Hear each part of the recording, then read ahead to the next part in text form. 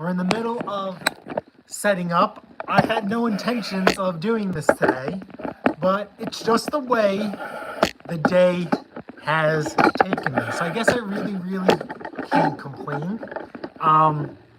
We sold the snowblower and the guy gave us his old one, which I didn't want. I have been turning down free machines practically all of last year and this year.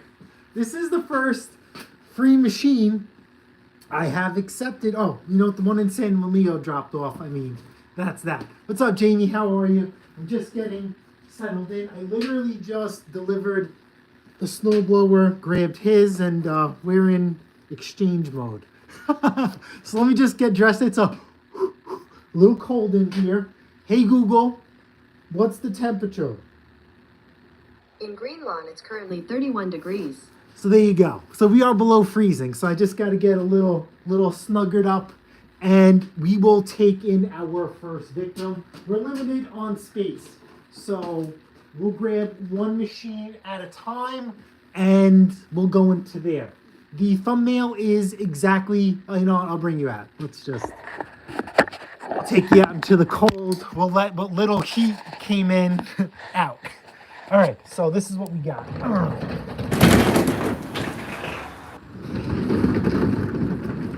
This is the machine we just took in as trade. It's a Craftsman 179cc 24.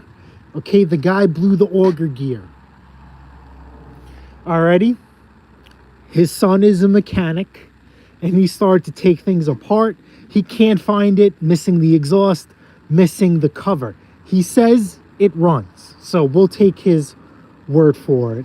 It has no muffler, so we're just gonna fire this up really quick because we don't want to piss off the neighbors and verify this thing runs.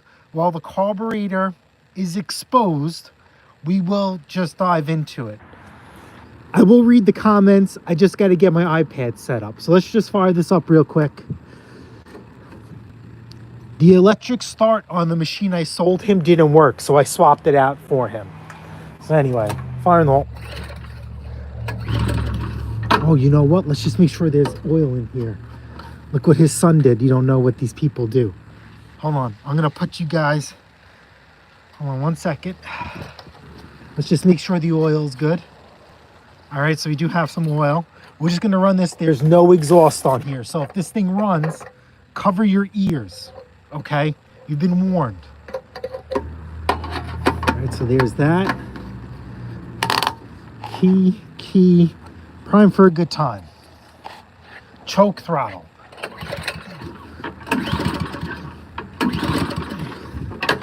What the heck? Is this loose? See that gap there? Hold on, wrong area. Is that loose? Did he strip that? All right, we'll keep firing.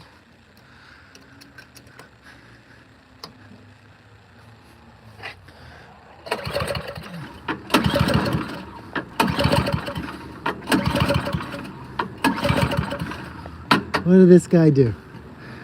Alrighty. We can't test that motor because this motor is locked up.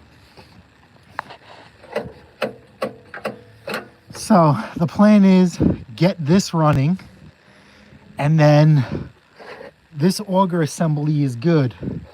Swap that over into there. All right. Let's get this in the garage, and we'll start working on it.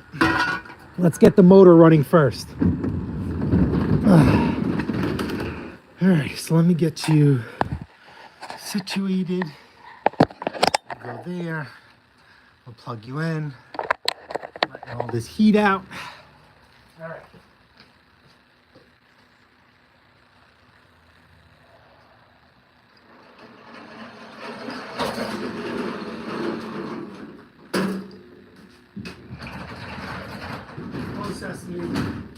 Let me get the iPad going. Alrighty, so let's go here. Alrighty. And then let's pull this plug. God knows what's going on in there. I'm zooming you guys in a little bit. We'll pull the plug out. That's boring. So that should be 13/16. This is just a daily reminder that I need to buy a 13/16 spark plug socket. Not that I need it, it's just a little thin walled. So we'll pop off the spark plug real quick and I'll show you what it is, what we're working with, and we'll go from there. I had no intention of doing something like this today, but we do have, apparently some big crazy blizzard coming. Okay, this was really loose. So that could be part of our problem. But let's pull it anyway. I mean, this had nothing to it.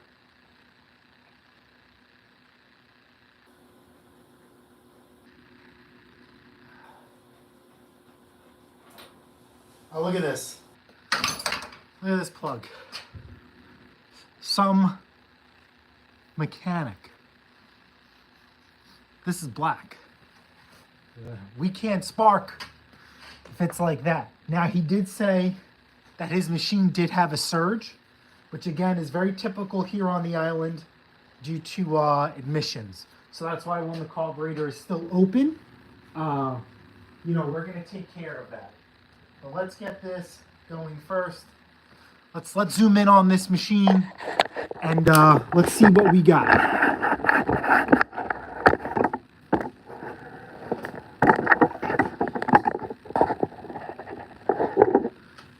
Can you guys see the hole?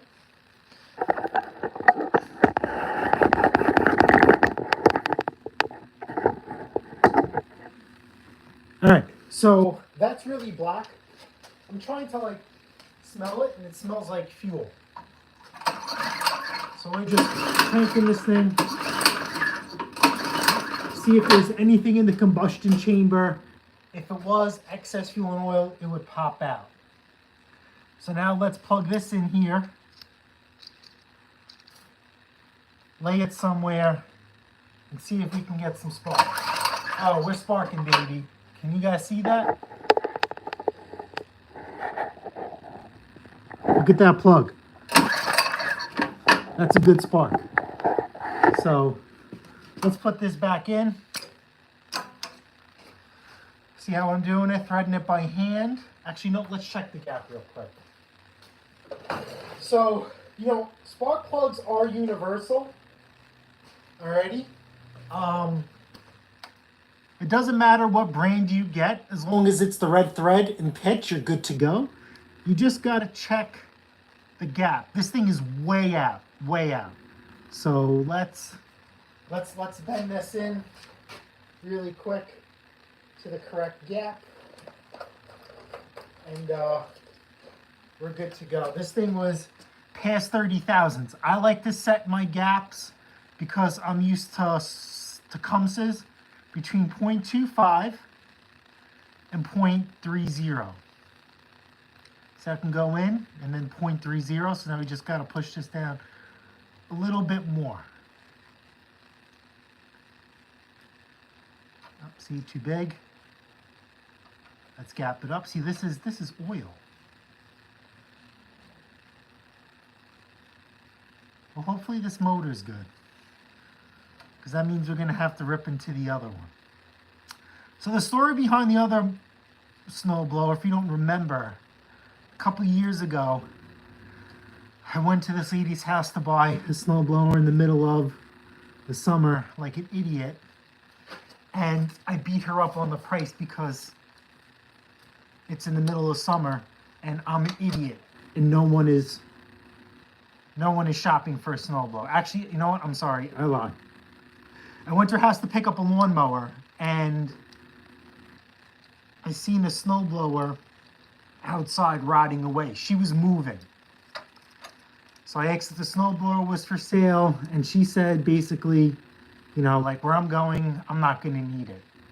So then I asked her, where you moving to? Because I like to just, friendly conversation. And when people leave New York, what's their preference? Make a long story short, she doesn't know where she's going. She has a son with special needs, and the husband left her because he didn't know how to, it was a lot of responsibility, and he just couldn't deal with it. So I felt like a sucker. I gave her full asking price on the lawnmower, and I gave her $100 for the snowblower with the locked up motor. That was a couple years ago. So that's still good money. So I did that out of the kindness of my heart, and that's what that Troy built. That's exactly what it looks like. The way I got it for $100 is the way you guys see it. And it's a lot of money. I get it, but I figure, put out good vibes, you get good vibes back. You know what I mean? It's all right. I put it to you this way. The lawnmower, I was going to sell for over $100 in profit. So that's how I looked at it. I was just giving her some of the profit from her lawnmower. It's no big deal. It's no big deal.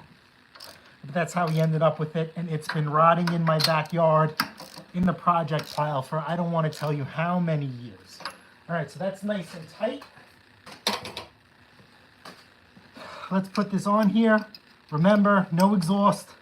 So watch your ears. We're just going to run this like really, really quick. I actually should be putting ears on it. Hold on.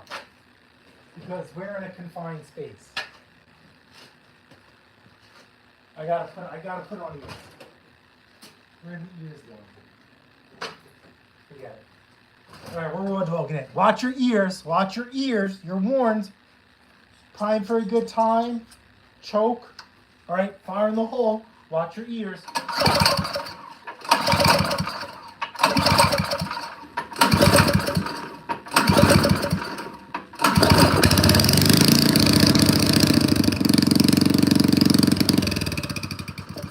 Alright, we got it running. Alrighty, so this will go out and we will get the other snowblower in. Of course, we're going to steal. The exhaust is missing, the hardware is missing, nothing but 10 millimeter. Yeah, the carburetor. And then we're going to take the augers. We have some hardware here missing. We're going to be taking some parts.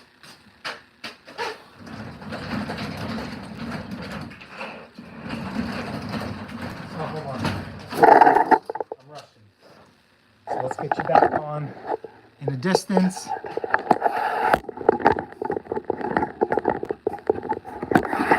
It's got to get warmer outside. Then we'll have the missus join us. She's sick.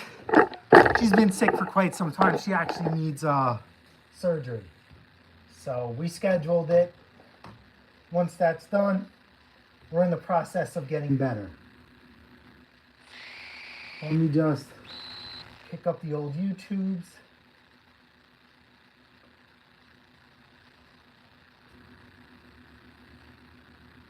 I'm just visiting the comments real quick. Mr. Oh, yes. Can't wait for surgery because I do need some high heel therapy. Absolutely. Let's go for snow 2 feet, please. Yes, of course. Jeff Clark, good morning. You're early this morning. It's 8:20 out here west. Yeah, so when I do my live repairs, I just kind of wing it. I think this would be a great video. I don't want to drag out the camera and do an in-depth one. I want to get this thing in and out and up for sale. We're going to ride this wave. Mr. Nayujin, how are you doing? All right, so yeah, let this go. So this is going to go out, or do...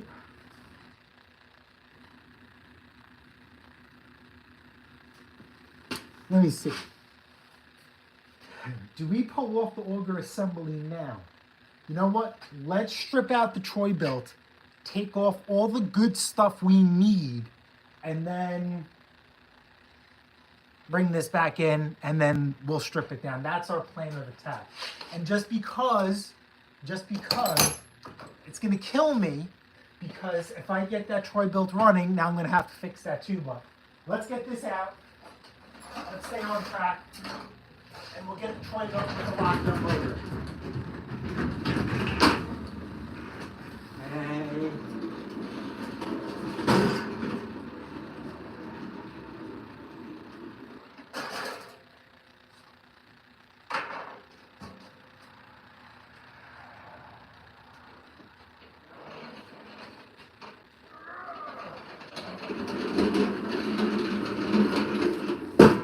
so here is our donor snowblower.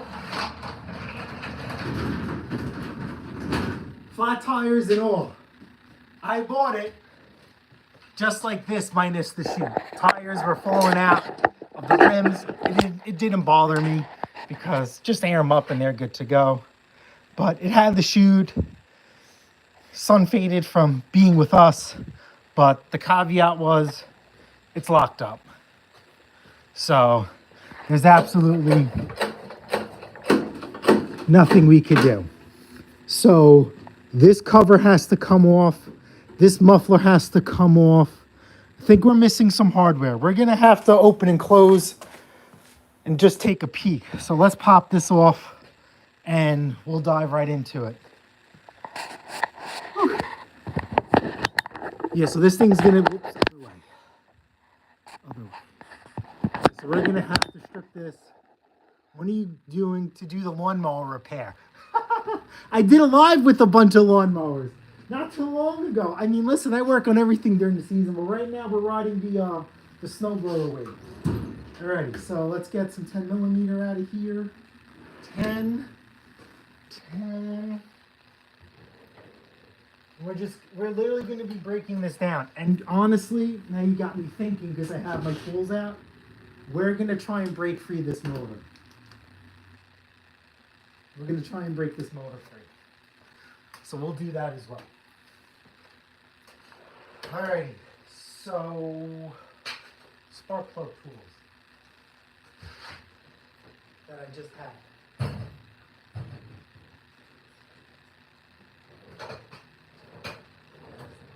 See, I'm rushing and I can't figure out where I put those spark plug tools. Where'd you go? Where'd you go? Where'd you go? I didn't put it outside.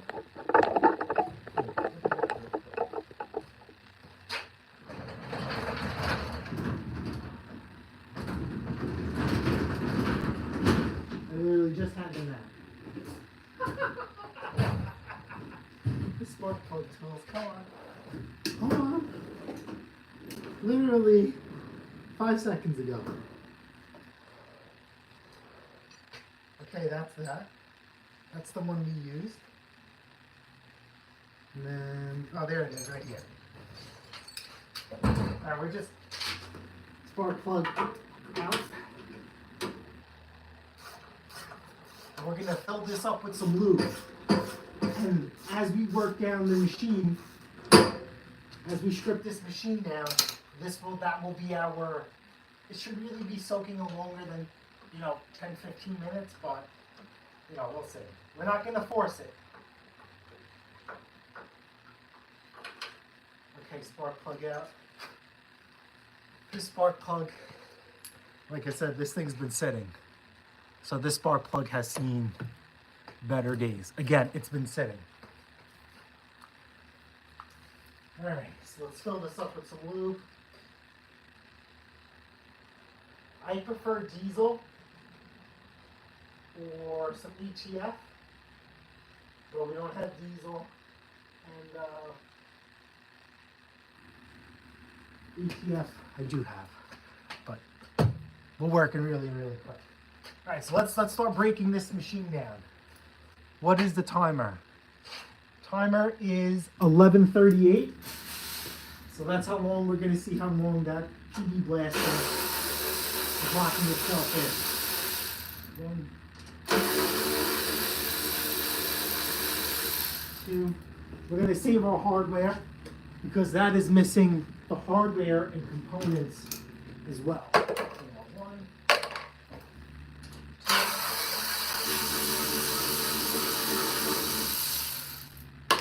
2. Belt cover's got to come off.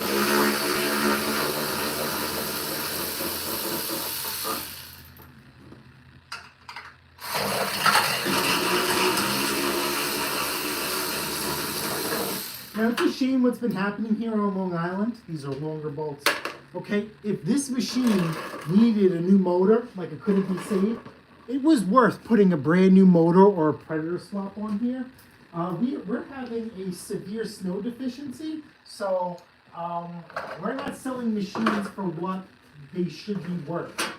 So it's not worth putting a brand new motor on here. It's not worth the effort.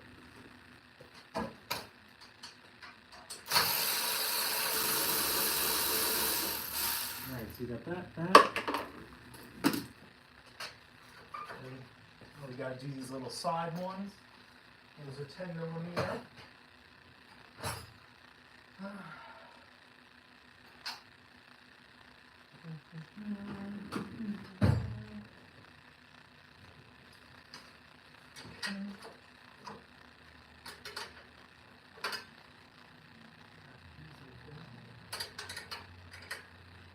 Now it's funny, the muffler, I never had to remove a muffler on one of these. So it'll be interesting to see how he took the whole part or the other part off.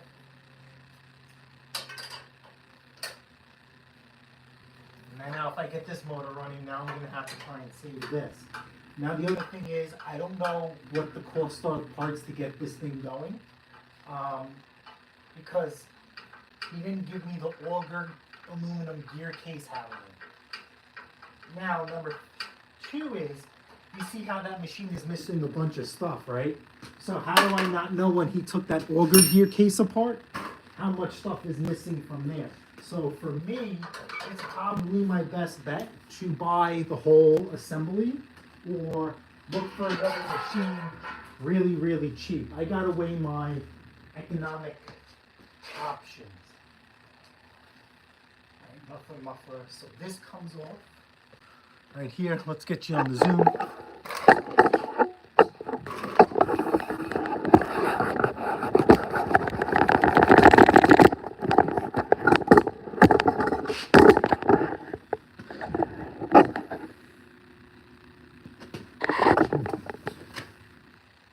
Do you like doing live streams?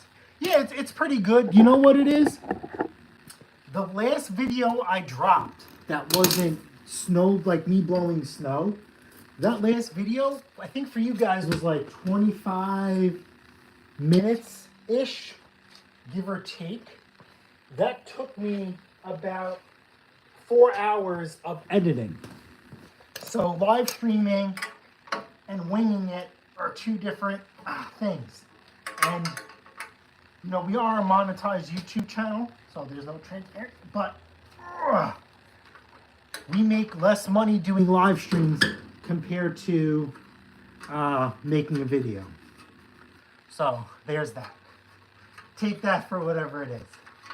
So no, I don't mind going on. Money really isn't the object. If you see some of the stuff we do behind the scenes compared to other channels, we're not in it for the money. All right, so we got these 2 bolts off. Remember, this was loose. What the? Why would he do that? Why would he do that? So, here, hold on. Let's get this, we gotta go even further on this one. When people say they're a mechanic, including myself, take that very, very loosely. Take that very, very loosely. All right, so this has to come off. So then, all right, so this bottom piece has to come off. I don't know why whatever.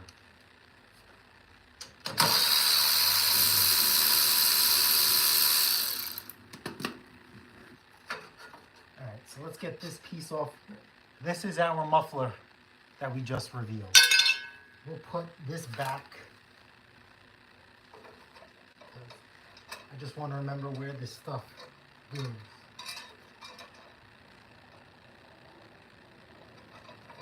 Okay, that goes there.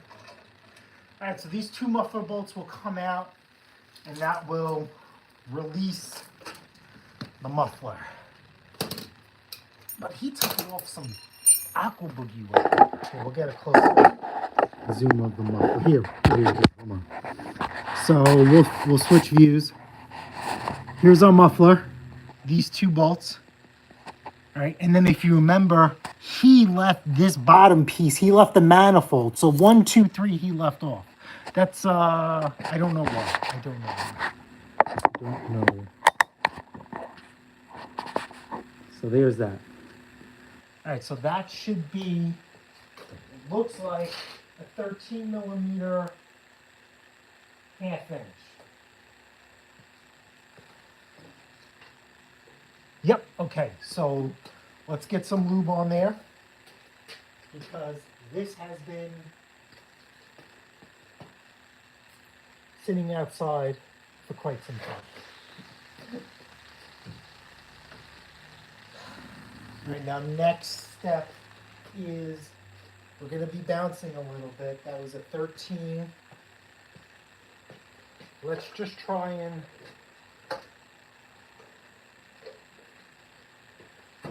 we're just going to try and rock this. We're going to try and rock this motor. Oh man, that thing is frozen. You know what's going to happen, right? What's going to happen is probably going to break this belt pulley free. You know, this bolt. Well, we'll try and see if we can get, you know, just working the ratchet back and forth. So what is this? Penetrating loops and working for, what do you say, about 10 minutes, right? Let's just see if we can work this. Alright, so we're gonna go off. Let's not go off, let's go tighty. Nope. Yeah. Alright, let's just see. Do these pulleys want to come off? Okay, so this pulley wants to come off. Alright, that's fine. I'm surprised. I'm surprised. Can you see that?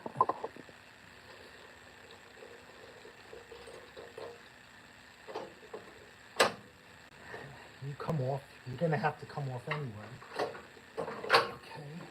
You go here.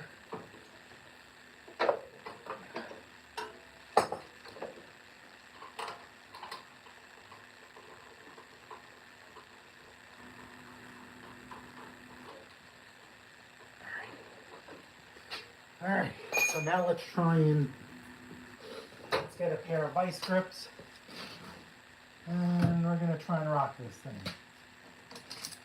You got to be careful with the vice grips. You don't want to mess up the crank.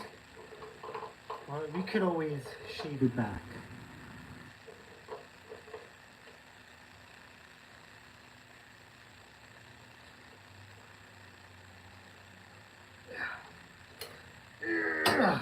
Okay. Oh, this thing is frozen. Did you even check the oil? Oil is good.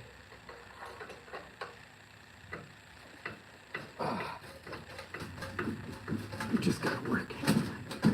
Come on, baby. No, that's the crank. Okay, we'll leave that there. We'll go back to the muffler. You might have to soak for a little bit. That's years of rust sitting inside that motor. Or we might pull the recoil assembly off. We'll see. We'll see how far we want to get. Let's get one machine fixed before we even think about dabbing on another.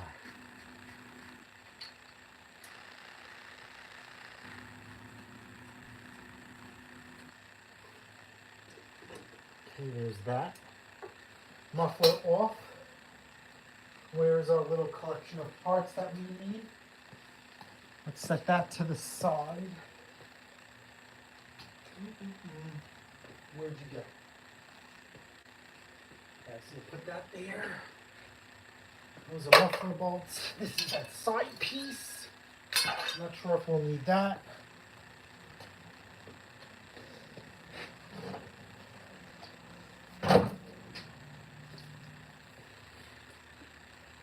Oh my God. Holy crap. Holy crap. Holy crap. Yeah, I don't think this motor is savable. Can you guys see? Let's get a light in there.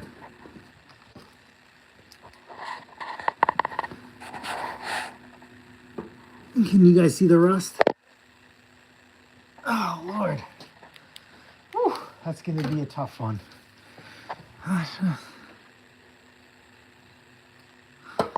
Why not? It doesn't hurt. So, next step is you have to separate the auger from the machine. So let's do that. Those are going to be 7/16 or 11 millimeter.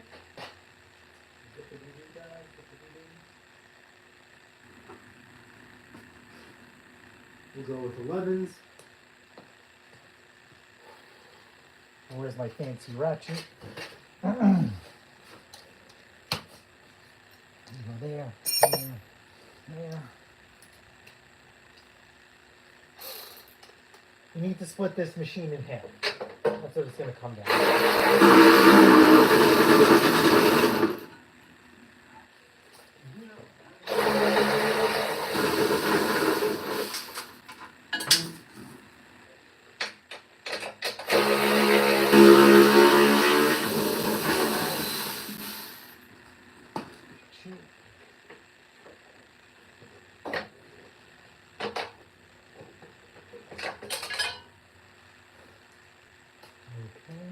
And then 3.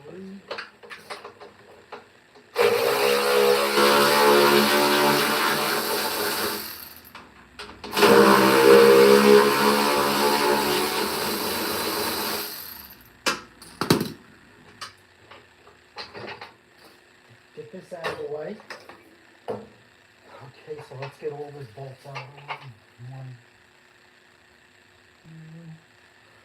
2. Now jug, so we don't misplace these.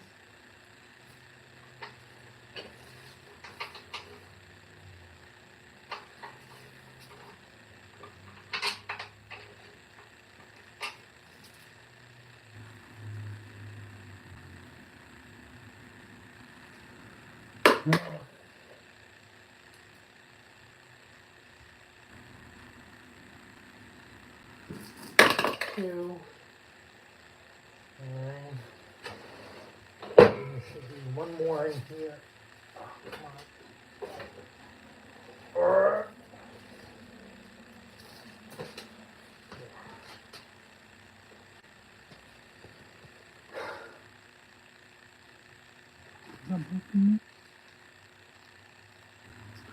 Okay, so you got that.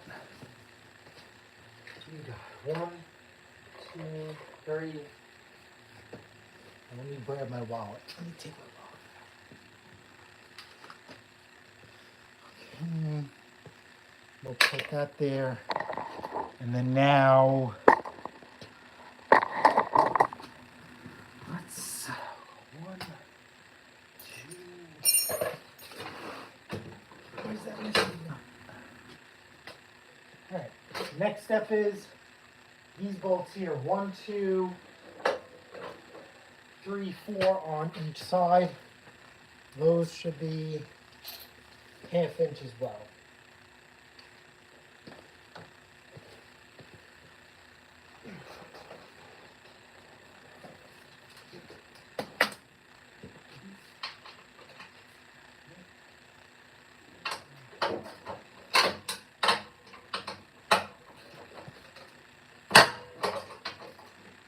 Oh.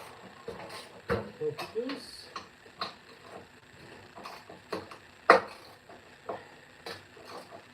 Broke it loose.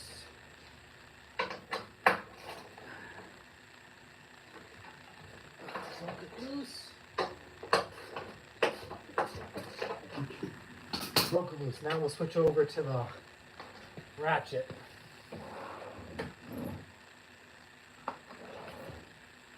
And it'll take us the rest of the way home.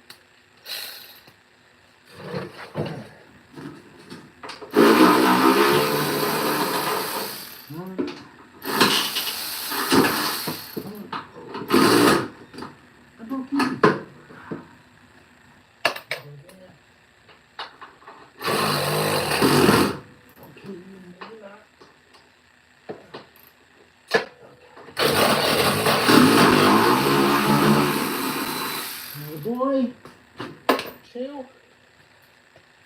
No, look, for the camera, the other side, same thing.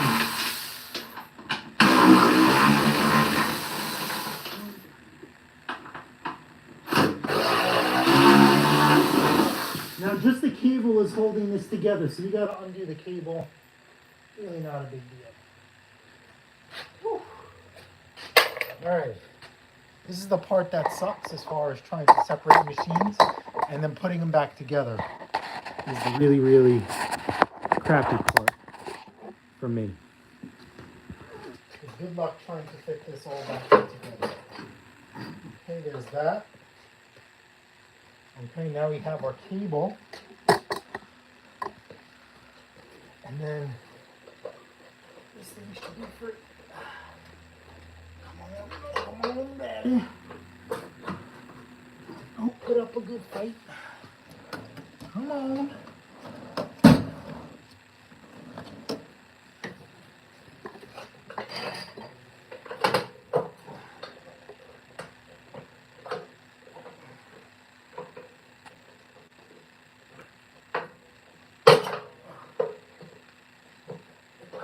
Be so honorary.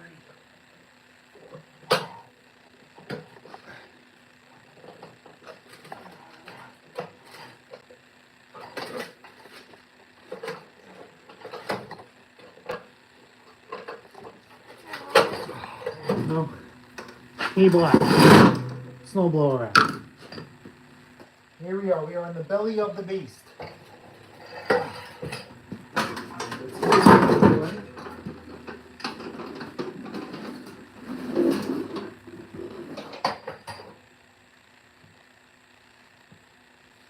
So we're going to be removing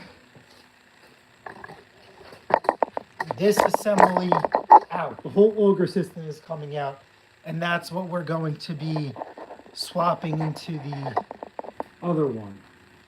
So let's start with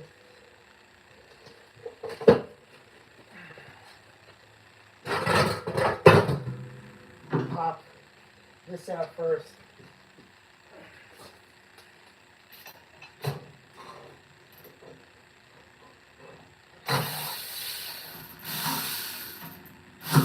Come on, impact.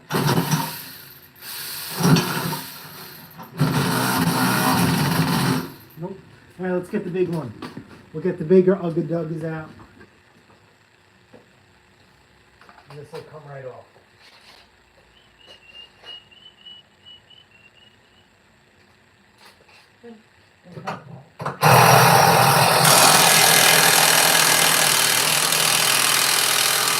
Ooh, this is tough. Please don't strip.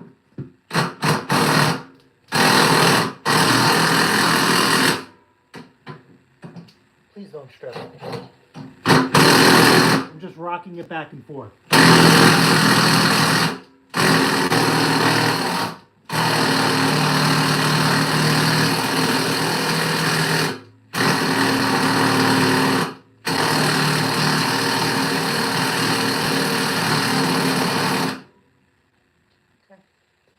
Got some threads loose.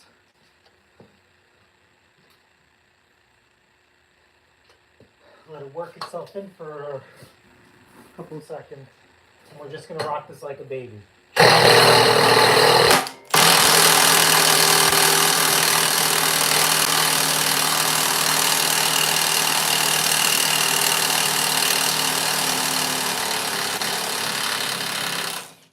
Woo! A little tough. Okay, threads are good. This goes here. This pulley comes off. Okay. This retainer comes off. That goes like that. And now the fun part are these screws right here that come out. Now what happens is on the inside of the auger there's a pass-through hole. And that pass-through hole you're supposed to put a socket in. Well, let's see. This comes out. And this comes out. Alright, so we're done. when we put these back in, this is exactly what we're going to have to do. So now, let's tilt this over on its side. And now we got to do these bolts here on the opposite end. Have you guys seen this? Yep. Okay, good.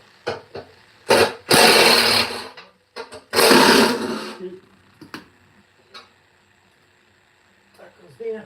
Same thing on the other side.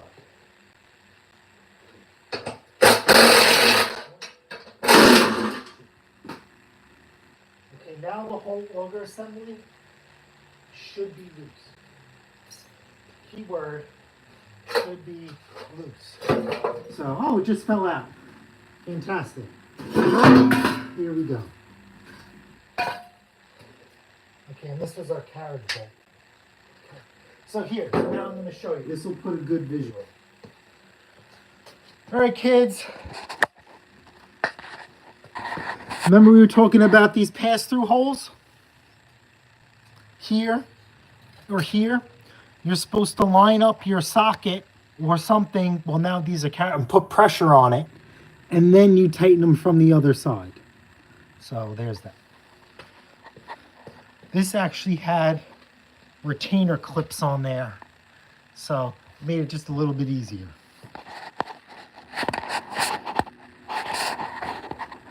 So let's do that. Oh, this was the other. Okay, retainer clip. Let's just get this.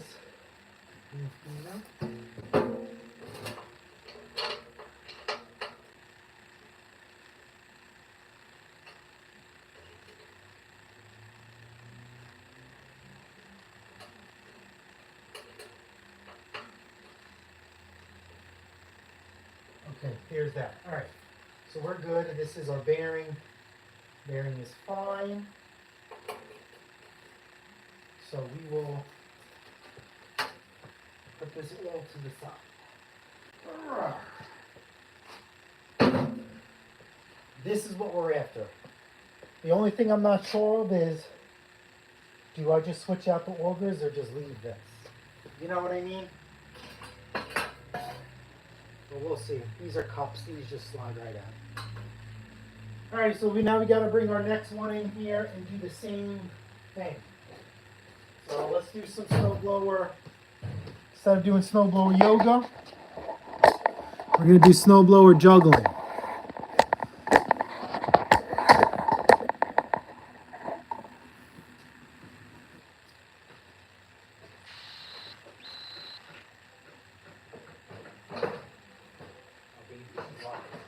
She's locked good.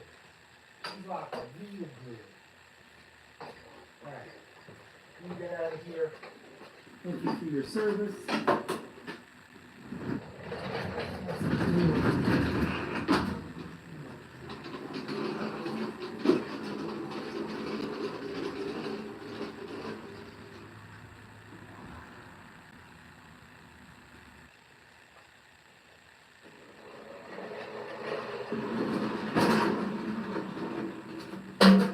Alright. So let's button up this muffler. Well, yeah. Let's get this shroud out of the way. Because you got to have access to that muffler. And then we'll work on the motor. We'll do the motor first, and then we will dive right into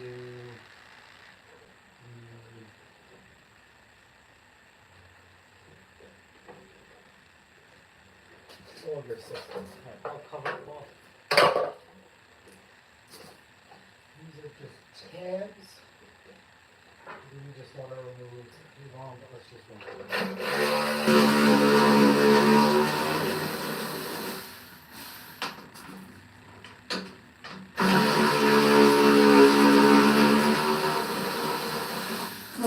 if you have machine and the mechanic says it's a big job to pull your auger, no, that is not the case. A little sketchy. Yeah, I mean, it's not, you know, bolt snaps, you're in trouble. But if everything goes smooth, as you guys have seen, easy street.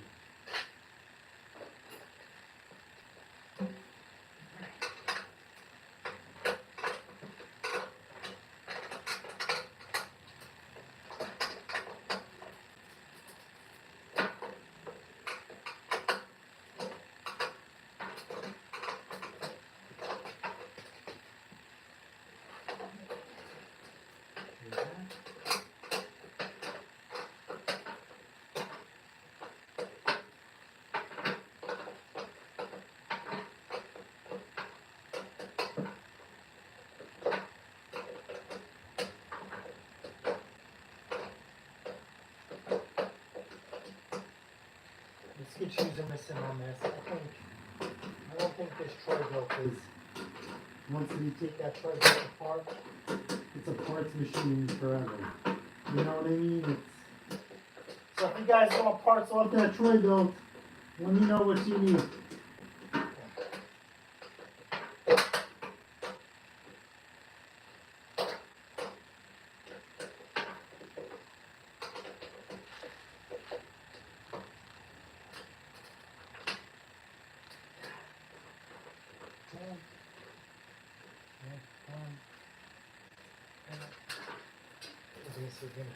They took the scraper. Why would they take the scraper ball? Jesus, man. No wonder why he wanted to get this thing.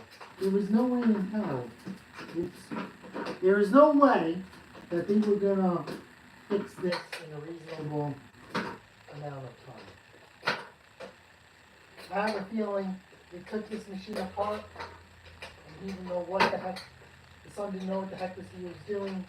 They misplaced stuff, and now we're getting snow in this project that they started God knows how many years ago.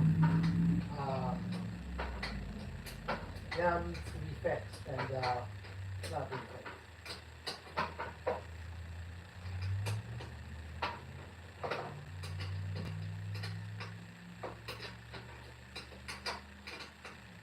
If you're asking, maybe you can't fit a gear wrench underneath here.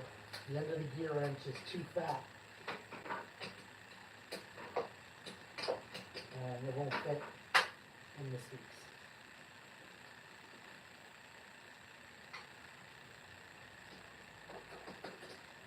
Alright. You got that? Oh look, a spider came out. Which machine do you think the spider came out of? Alright, you come out. You go there.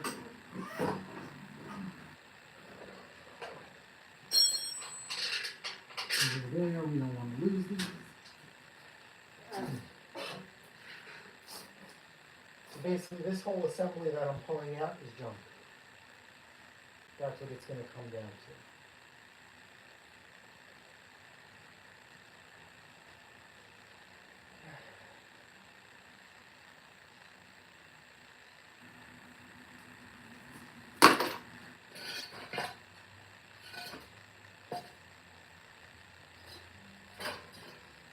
I'm just seeing how this is held on. Okay, so this is press on, press off, in case we need to take this out.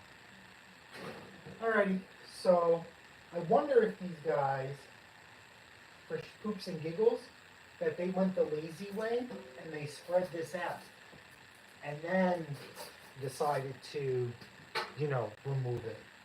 So let's break these free.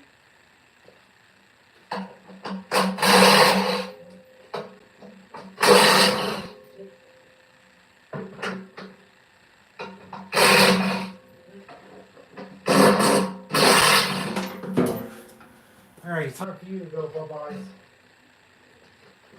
Separate you. Same thing. You gotta get this keyboard. Let's get our little punky tool. What do you guys watching? What do you guys see? Yep, so we're just gonna pop this keyboard.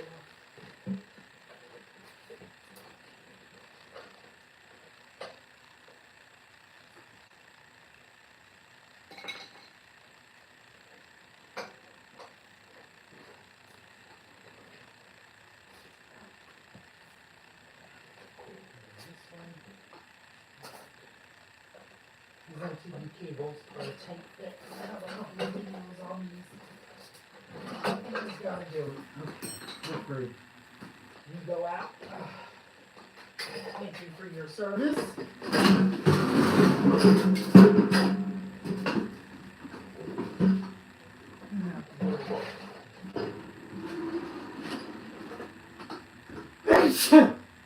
Bless you. Thank you.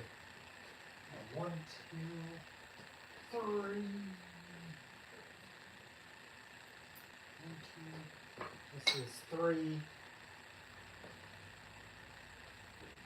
What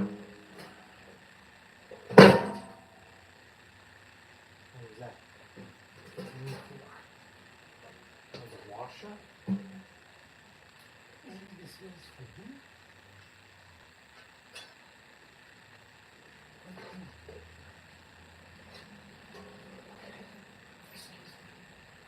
Look at my bubble. Alright, so same thing. Pop this one out.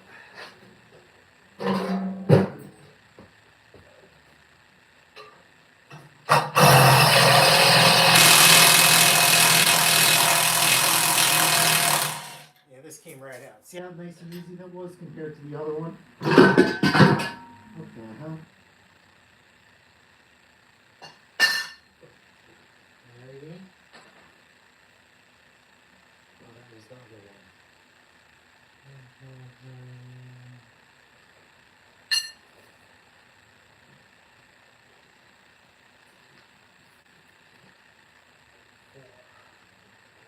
Alrighty.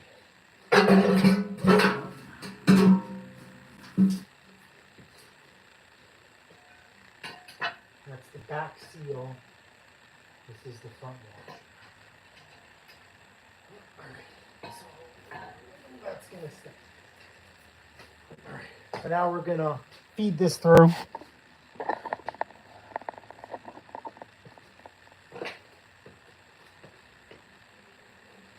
Go from there. So you, welcome to your new home. Say hi.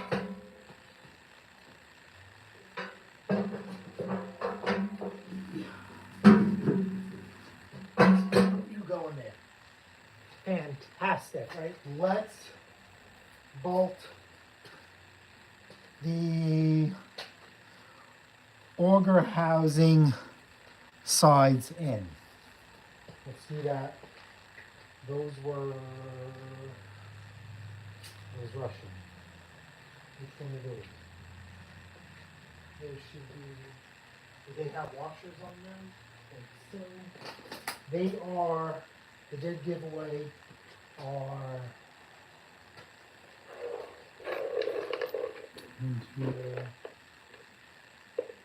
Yep. There are these. All right. As soon as you know which ones. And these get.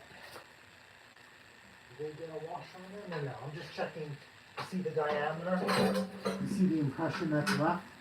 There's no washer. So it's just the head bolts. All right, now because I can't help myself, we're going to put some anti-seize on here during the assembly process. And we're going to zip these in. You cannot hit.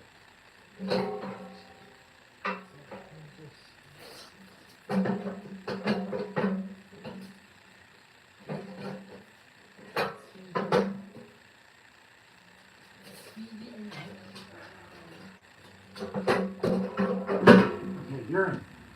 The beast. So, Dad told me that he sucked up a newspaper or something of some sort. He doesn't remember. This is what he assumed. And it snapped. It stripped the gear. And he was surprised because he had all his shear pins in there, which I agree too. The shear pins are there to protect the older housing. I've only seen like on commercially used machines, I mean we're talking about handy, like on a tractor. I've seen gears just wear because it's metal on metal. And there's nothing you can do to prevent that. you use the machine a lot over the span of 20, 30 years, things are going to wear down. So let's do these.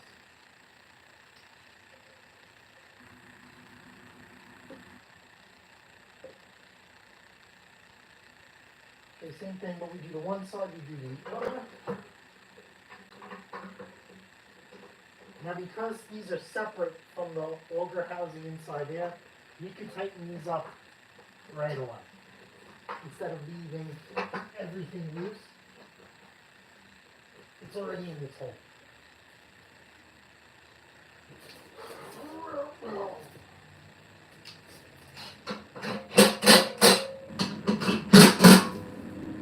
One, two.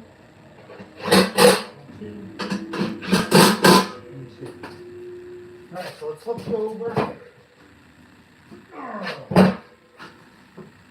go back to the assembly. We gotta pull the scraper bar and skid shoes. How many bolts do you think we're gonna snap off that scraper bar? So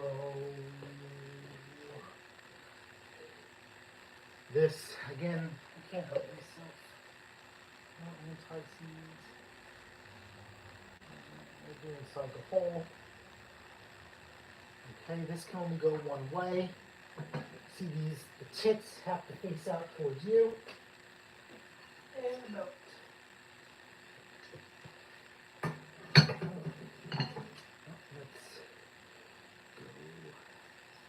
See how the belt's already pre-formed. I'm sitting in this position for so long. So no big deal. Open this up, slide it in.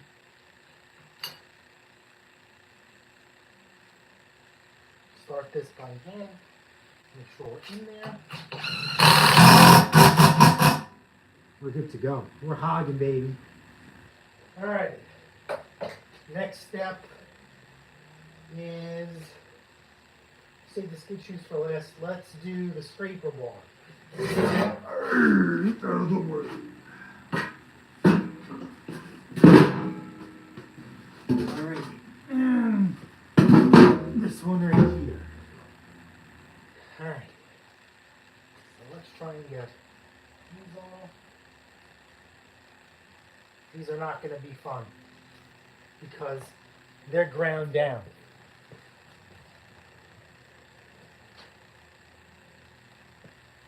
Let's get a good close view of these.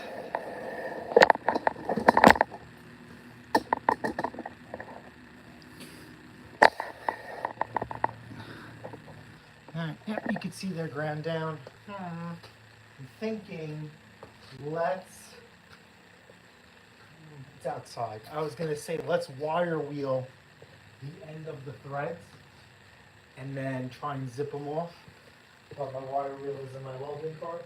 My welding cart is outside. So, forget it. Pressure on the inside.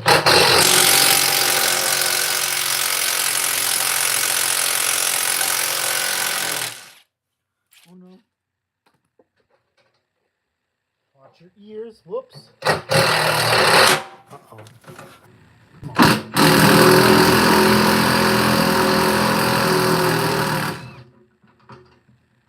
I'll show you these bolts at the end. I'll show you what I mean.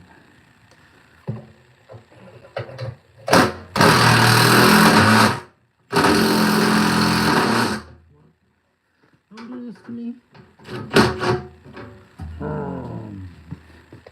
It's fighting.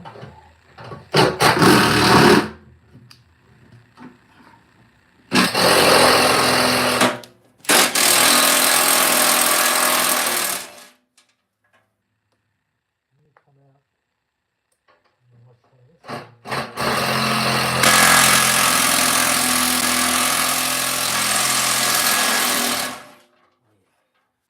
These aren't being honorary.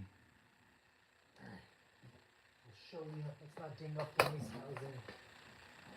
We have to do the bolts for the skid shoe. Oh. This was a nice one. What's that? Look at these. What do you think? Let's see. Can I see what you see? You see how that's ground down? So, here's that. 1, 2, 3, 4, 5, 6. We'll put those there. Okay. And then you gotta zip off the skid shoes. The skid shoes are part of the scraper blade. This, see how it forms over here? So there's that. Let's zip these off.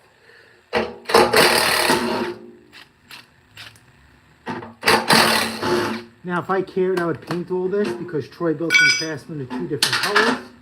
I would paint these black, but I don't care. I don't care. I might put on a different set of skid shoes. Even black. Who knows? We were supposed to run some errands today. Well, this took some preference over the errands. As soon as I'm done with this, you gotta run some errands. There's that. Okay, and the scraper bar comes right off. Watch your fingers. Okay, we're free. All right, my friend. Thank you for your parts donation. Really appreciate it. Now we go back here.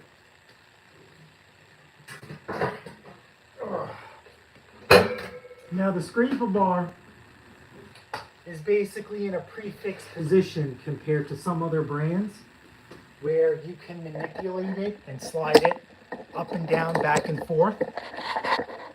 This is non-adjustable. So once you wear through this scraper bar, you cannot pull it forward.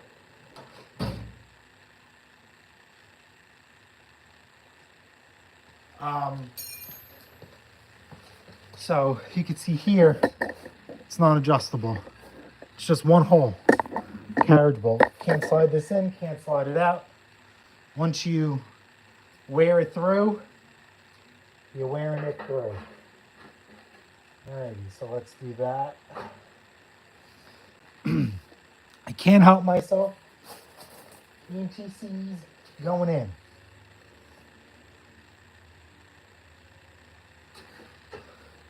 Which one is easily accessible? Now there's a trick to make these bolts go straight again. You know, you grind the tips down, but we ain't doing it. We ain't doing it. Oh wait, is it the other way? No, it's the other way. Right? No.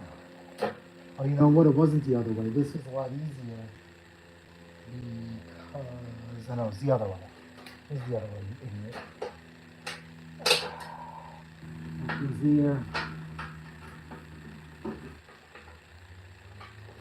And this goes on the inside.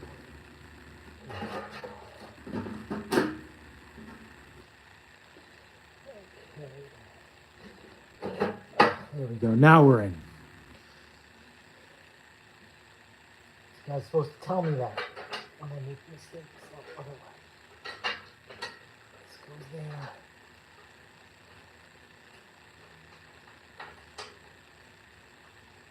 One. I don't think that's part of that. So you can tell this guy never seasoned his machine, serviced it on a regular basis. Because these bolts really shouldn't be ground down.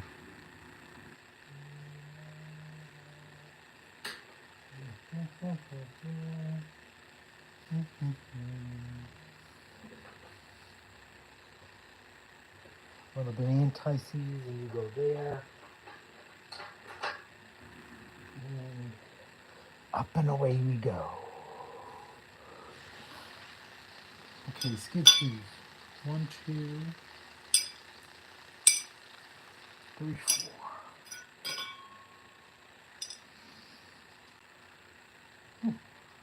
I guess these end ones were nice.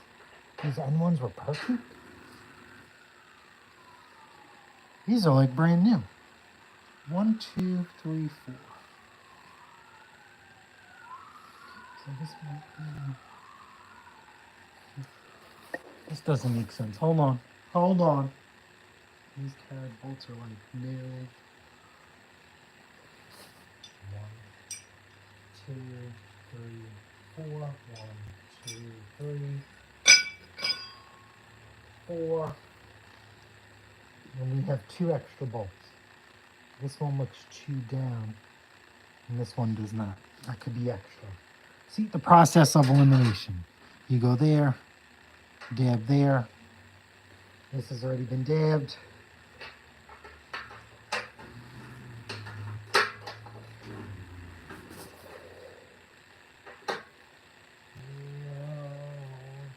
Let's just put the skid shoe bolts in so this lines up, so we don't have to fight this later.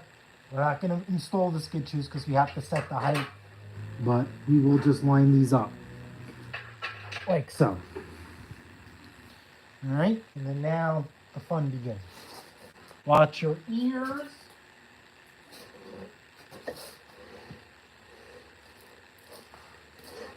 We're going to zippity-doo-dah this one in.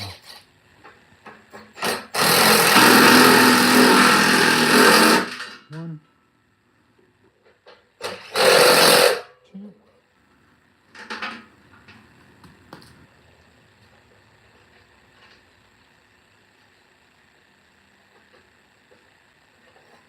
This one's all the way to the right.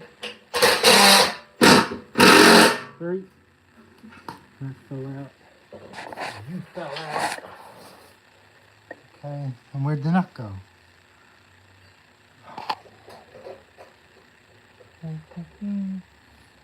Oh, it's right here.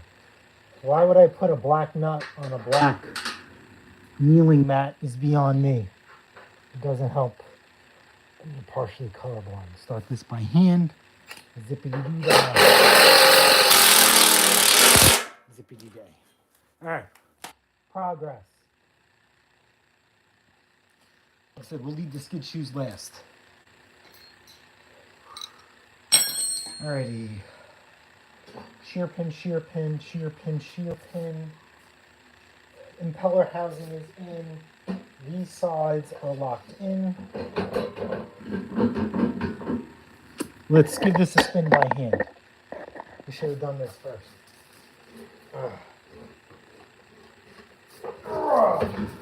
Spin, spin, spin. So this is spinning, this is spinning. We know we're good with the grip. All right, let's get you out of the way. And we got to go back to the motor. You got to put that exhaust on. And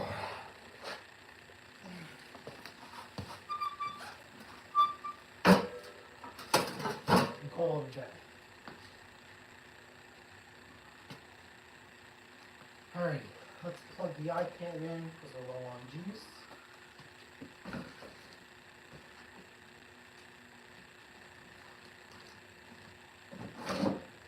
Alrighty, so let's drag the motor back in. That's going to be a little tricky. You have to prop it up. I'll fix the camera. Hold on. This block goes in. Yeah, fine. Oh, you know, let me get a better angle for you guys. I'll show you what this kid messed with.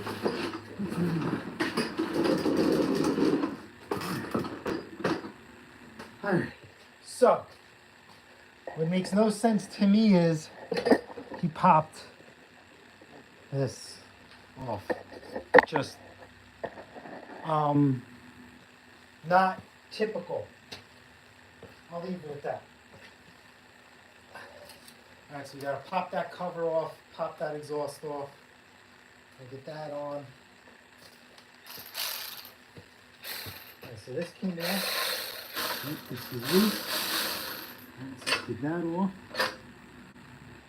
I just want to put this back here, even though it's one bolt.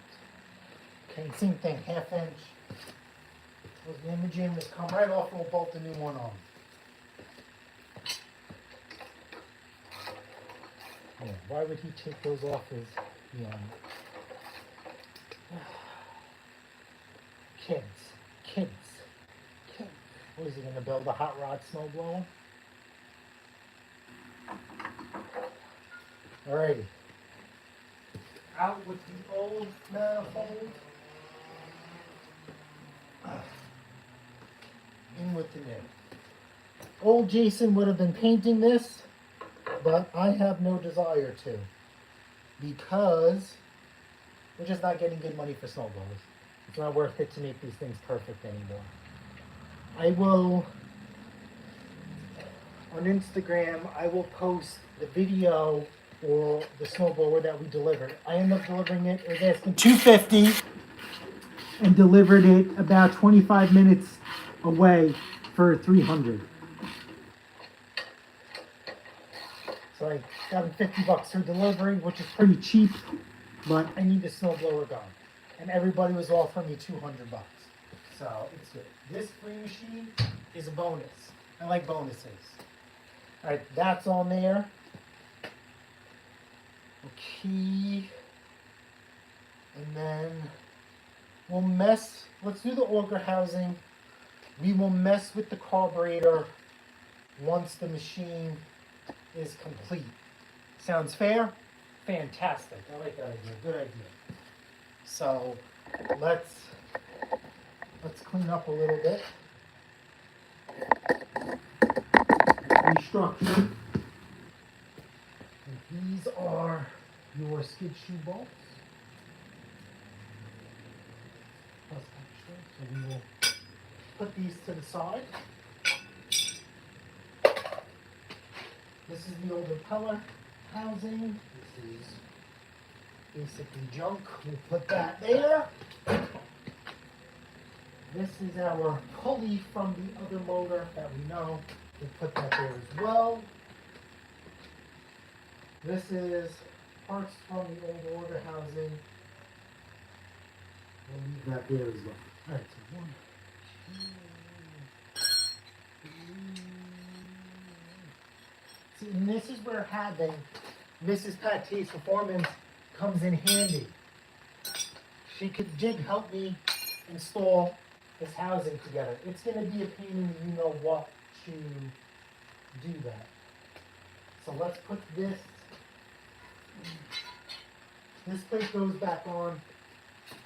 Let's start with that.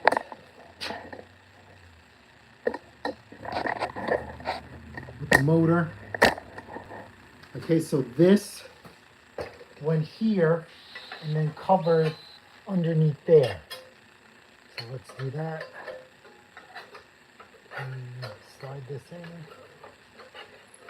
Did I just do this wrong? All right.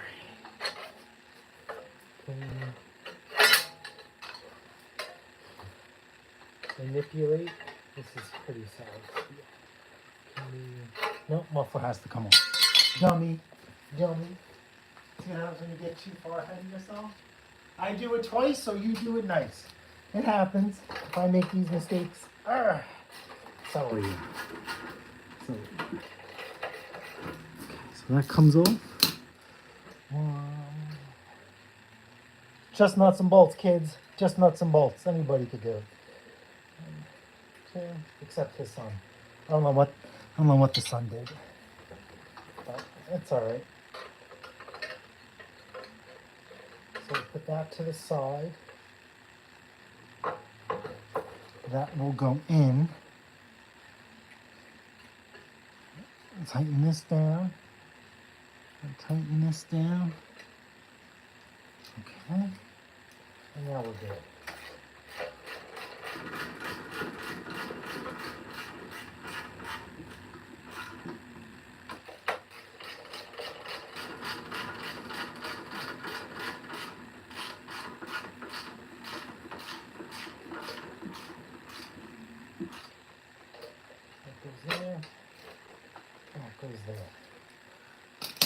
Alright, now this plate should in theory,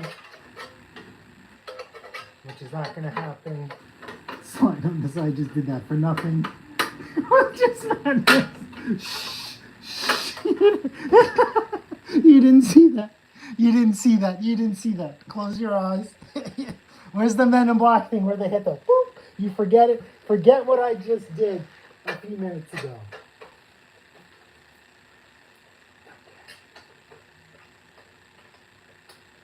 Like that by hand. Now we gotta get that black thing to fix the exhaust. So let's see. These were black. So again, just aiming anti-seize on everything. Don't ask me why. I just have to do it. I'm programmed. You can't fool with me. The next person who takes this apart is gonna love me long time. Other way. Yep. So it's funny. I'm not saying it's funny, but I was chatting with a gentleman who restored and fixed and flipped a Honda snowblower, and he crunched the numbers. It came out to $25 an hour, and he asked me if you think that was good. So I says, only you value your time to what you think it is. He says, not every machine you're going to do is going to be a home run. Not everything is going to be quick and easy. You know, I don't know whether you watch us full time, you watch other channels that, we're pretty transparent over here. And it basically says, I have fixed machines and made less. I have fixed machines and made $50 tops, and I've spent a lot of hours. And one of them you guys probably witnessed was the Husqvarna tractor with the blown motor that I got screwed up. So I says, when that happens, at that point, I kind of write it off in the sense of a few things. One, it's another machine saved. That's not in the scrap pile, not thrown away. It lives to operate another day. Then the other solstice comes into that person who bought that machine from you is probably going to be getting one of the best machines out in the market secondhand. Almost as new, because if you had to go through that machine front to back, you did. Then number 3 is you chalk it up as a learning experience. The time, the effort, the things you've learned, the effort applied, even if you've done it 100 times, that's another time that'll make the next time you do it even more efficient. So to me, it's like an education. And that's how I write off, projects or flips that have gone way south and don't work out the way they should be. That snowblower that I sold for $300 delivered, I was asking $250 for it. At $250, I was only making $100 on that machine. I had to get that machine running. I completely serviced it. I went through the carburetor. You make more money doing a tune-up for somebody else compared to all the work I put into that machine. But again, you just kind of write it off. So this is the crappy part. Mrs. Pache's performance, please get that. Please get that. Please get that.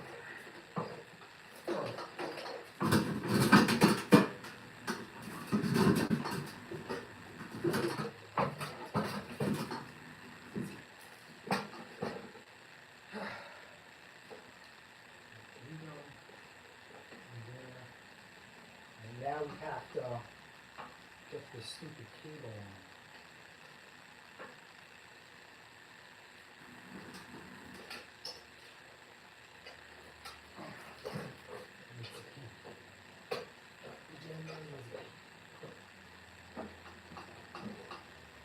This is one of the worst designs. Everybody else is easy. MTV. They gotta make you say a prayer. Test your patience. Not your skill, it's just the keyboard. get this going. It literally is a pain in the you-know-what.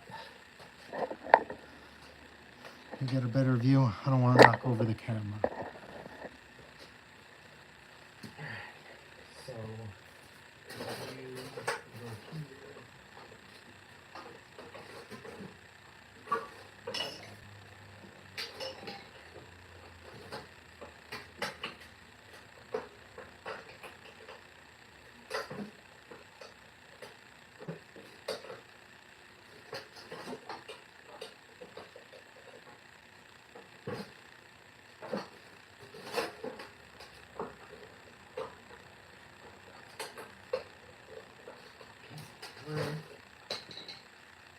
Okay.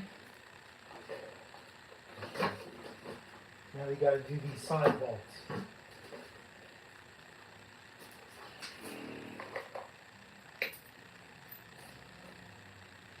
Four of them.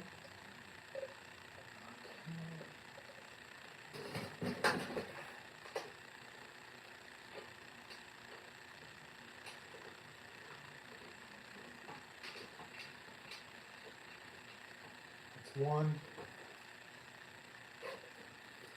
Two.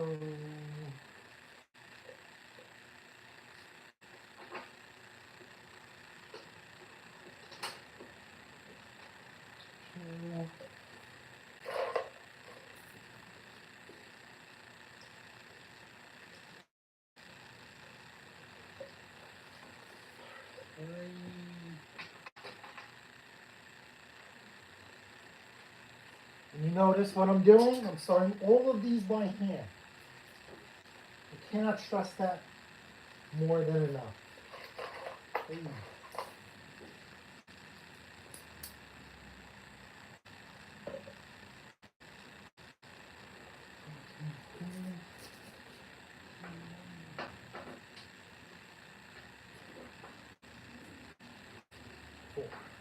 All right, let's get the gun out. Watch your ears. And it's zippy time.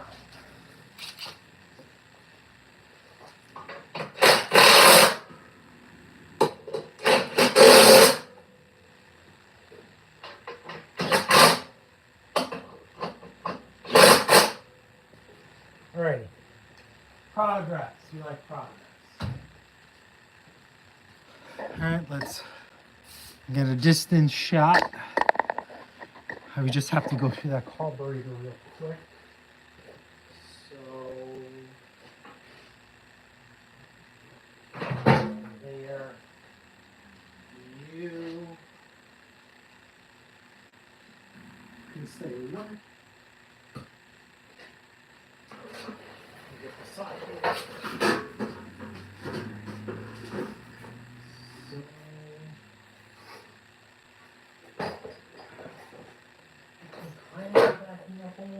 So we're just going to access, we're going to kind of do a quick and dirty. We're just going to try and access that pilot jet really, really, really fast and drill it out. And then worst case scenario is if we have to go a little bit further in depth with the carburetor, we will. It did fire up quickly. So this I'm just doing as preventative maintenance. It's just something I have to do here on the island.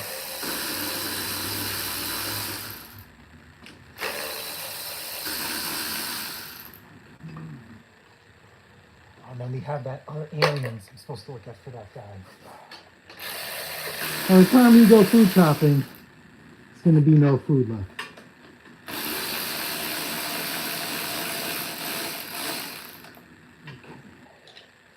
Alright, so that goes there. Let's see if we can snake this idle circuit out. This cover comes off the top.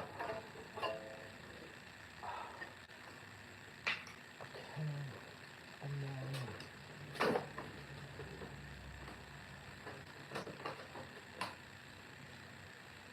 let's move this carburetor. We're cheating. We are cheating. Is the camera picking this up? Can we zoom in? No, we have to go the other way. All right, hold on. Let me flip the camera and then we will do the zoom. Right? Is this zoom? Which way is zoom? Oh, this way is zoom. All right, so let's zoom. You out of the way. Can you get you out of the way?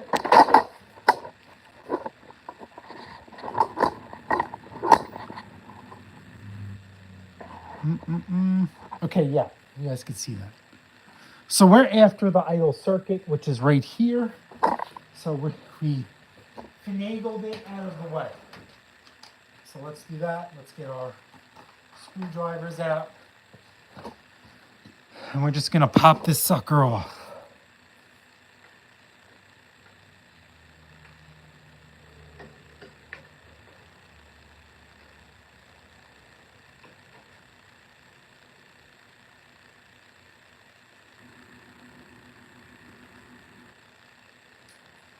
Yep, don't miss that. And then that comes out just like that. Come on. Come on.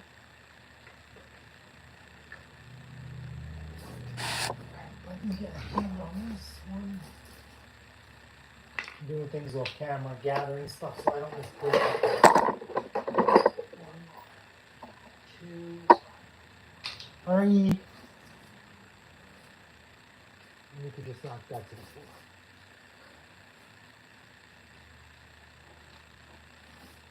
Alrighty, idle circuit unlocked. All right, so now let's manipulate this. If you get nauseous, close your eyes. Close your eyes. Close your eyes. Close your eyes. You gotta zoom out. And we'll go right here for now. Let's go to our Milwaukee chest. Let's unlock you. Switch tips. Let's get our micro drill bit set in here.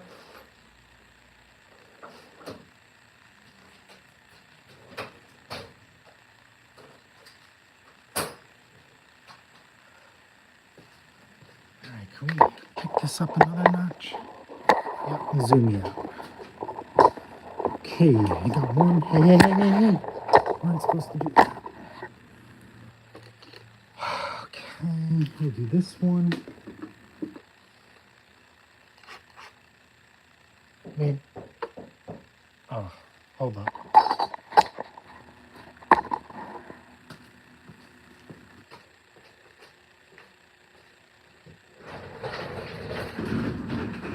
What's going on, man? How are you? You're Matt, right? Yeah. No, I'm sorry. It's okay. Name confused. That's okay. You got room for another snowblower? Yeah, what's going on?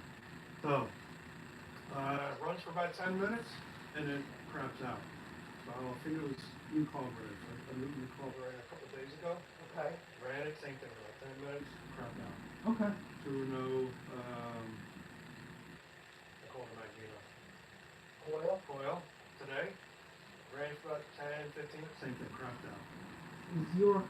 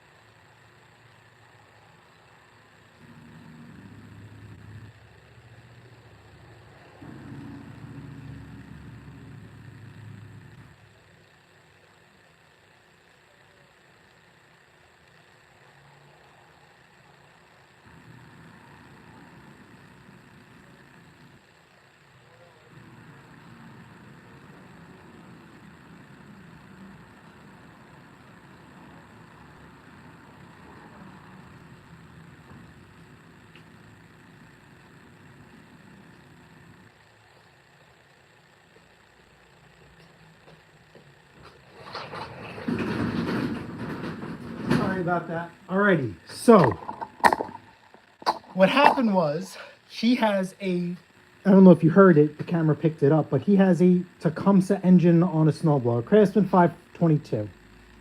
The issue with him is that he is losing compression after 10 minutes of running. He installed a brand new carburetor and a brand new magneto, and he's still having the same issue. Excuse me. He's still having the same issue. So the issue with that now is he needs a valve job. As the motor gets hot, he's losing compression. So I gave him a couple of options, and obviously the machine is in here, so there's that. He seems really handy, so if he did all that work himself, I told him, listen, go to Harbor Freight, pop on a 212cc, and never think about this motor ever again. He didn't like my price for a valve job, and I told him that I cannot get it done today. We're supposed to get snow today. That is not going to happen today. You're screwed. You're going to shovel. So, we'll see. Okay, done. You don't want to get that inside the carburetor. Should we open up the carburetor? Should we do a quick and dirty on this thing? Should we do a quick and dirty? I mean, it ran after a couple of pulls. You just made that new customer's day by helping him. Yeah, so I couldn't fix it for him, but I did give him some sound advice on what to do. Not everything is all about the money, but you know, it is what it is.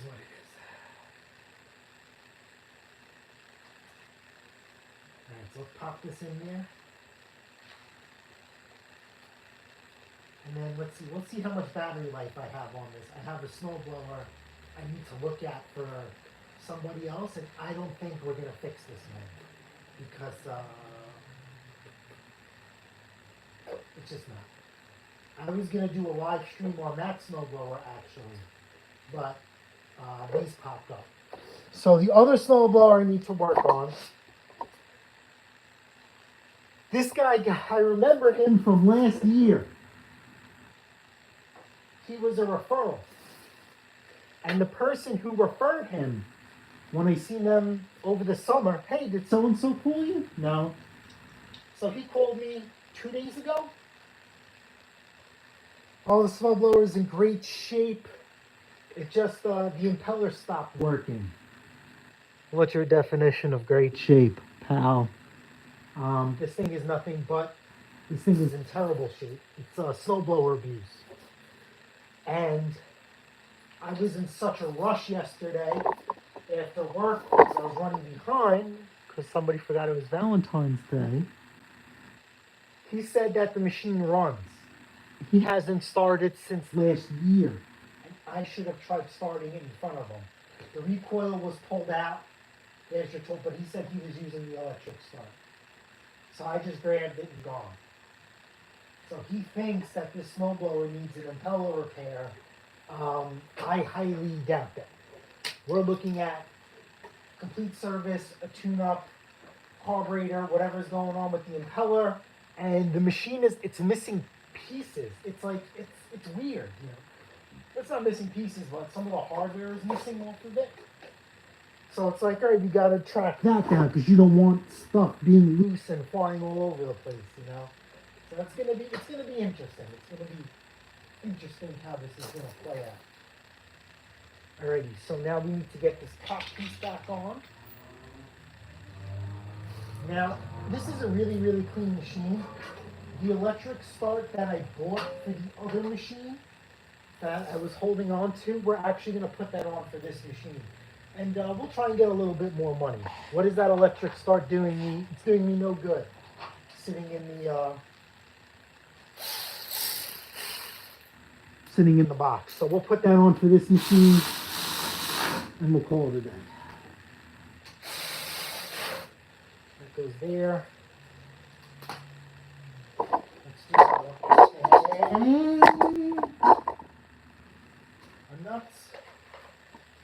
you see my nuts? That goes there. That goes there. Alrighty. Let's push this in.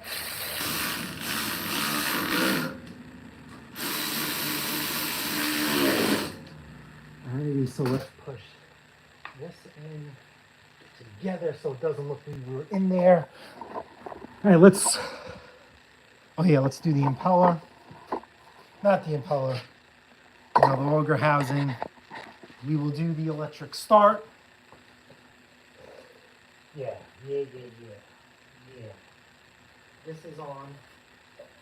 This bottom bolt is on.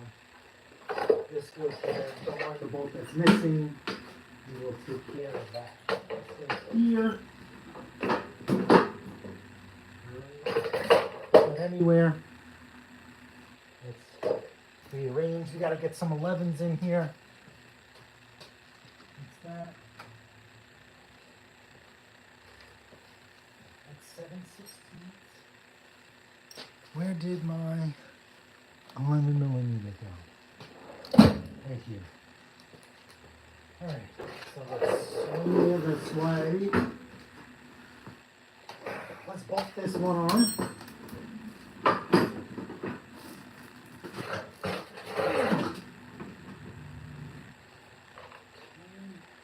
So these are carriage bolts. Did I see this? Yeah, you guys can see. Carriage bolts. We got 4 of them. Stick them in one way. And let's line these up.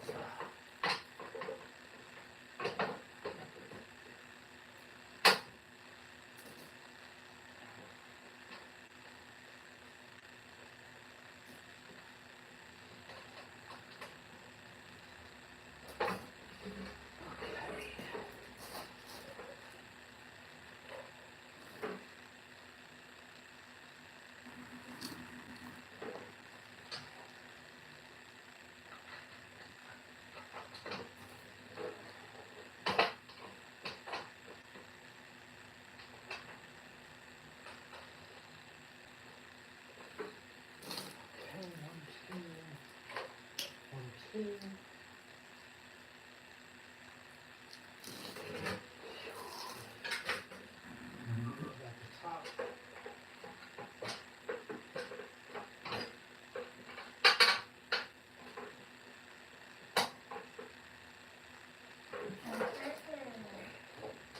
Excuse me. Snowblower yoga.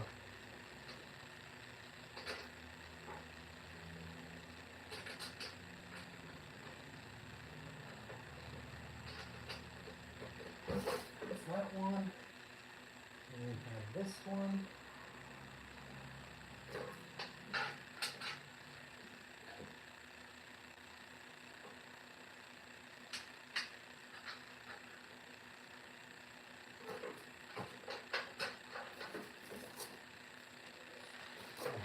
Let me get to the other side. It's one of those where you got to give it the good old reach around.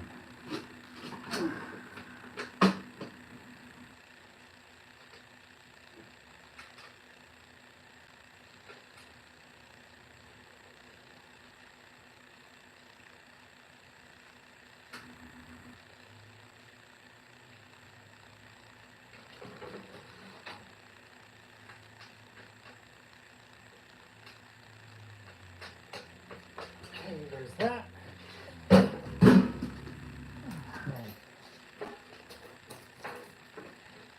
Pressure on the inside.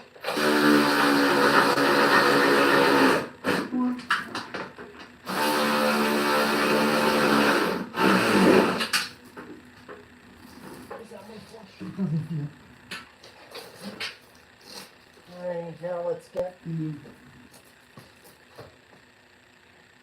wrench in there.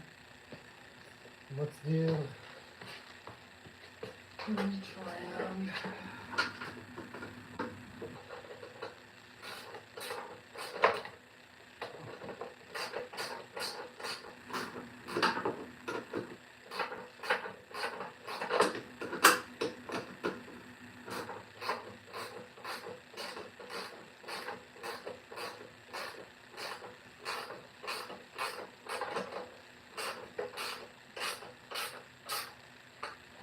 one. We'll do the back one. We'll do the electric start next because I don't want to pull on anything anymore. Oh, we gotta do the skid shoe. Oh, we gotta air up the tires. Oh, we gotta do the exhaust housing. We're almost there. Almost there, kids.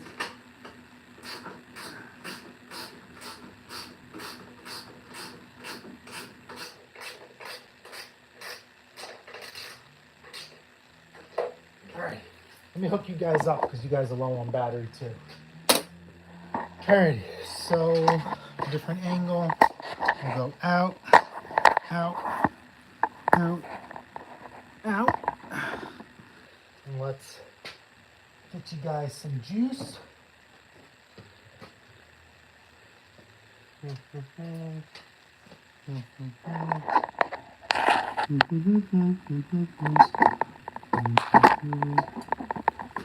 Put some juice in, you guys.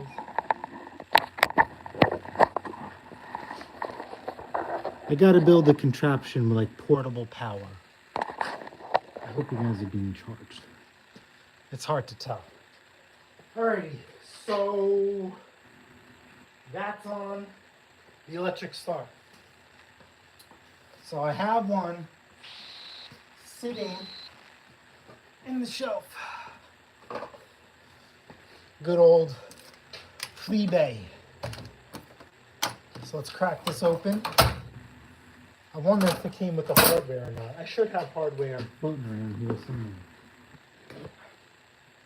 This is well past the 30-day return rate. So I hope this guy didn't screw me. I'm gonna be pissed. Or maybe I'll send him this video. Like, dude, here I am opening up your starter that you sold me live on TV, and it's junk.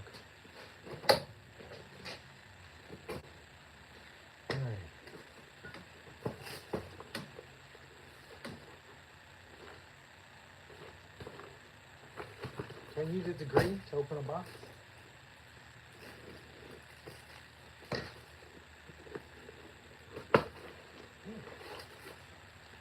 Oh, thank you.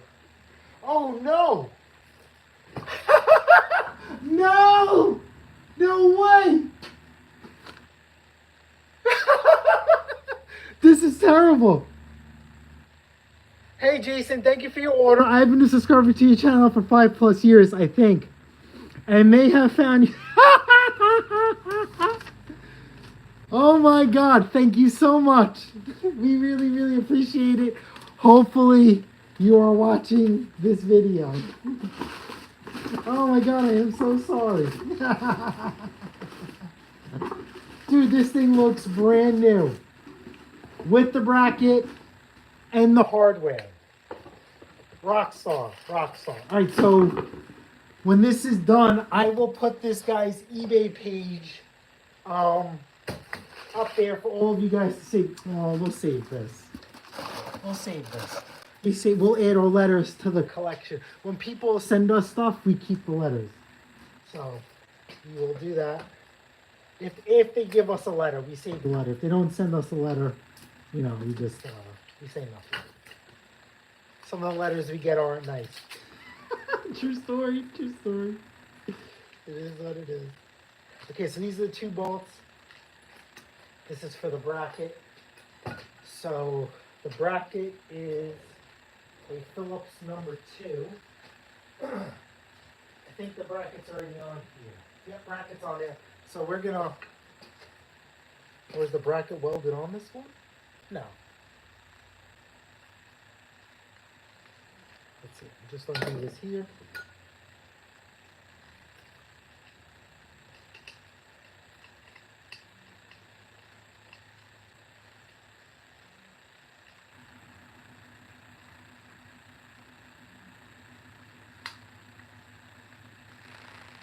Pop this off.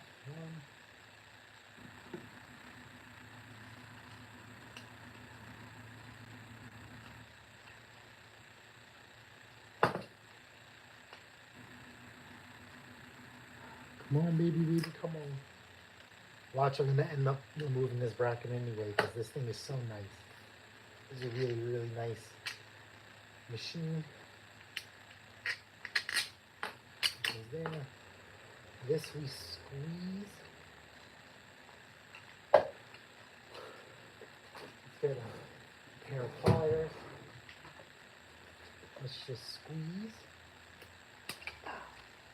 Try not to stab yourself. Where's our fancy tool? Let's see.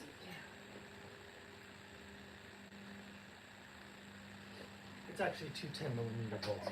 You know what? We're gonna swap out the whole bracket. We're gonna change the plans. We're headed with the Milwaukee. Zip it in, zip it out. All right. 10mm from our friend Dave from Mountain State. Ready, tidy. Let's do this.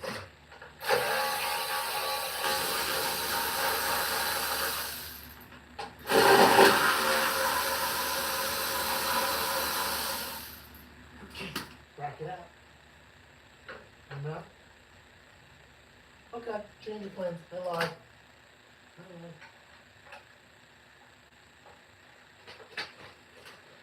There's a third bolt, and I'm not getting to it.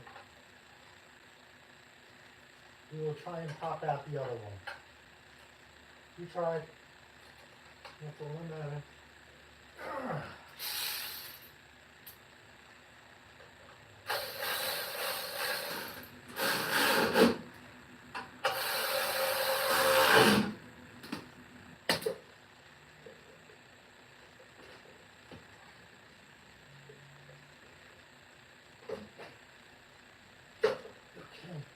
Pop that on. Let's try and get this out. These are interior tool.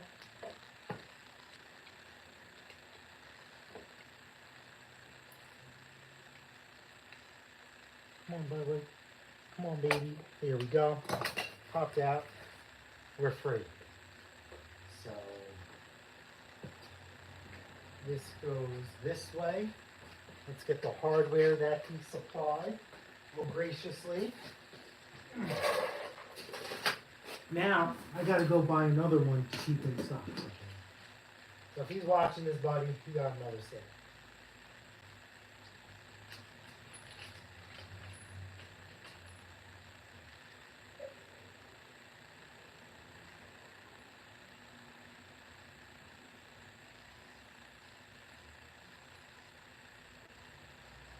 All right.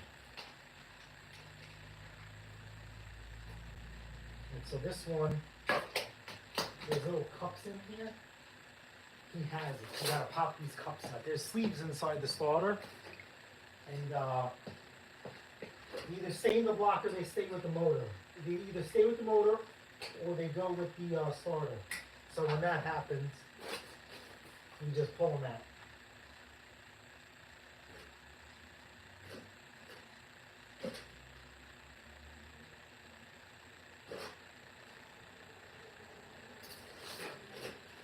With a good pair of pliers.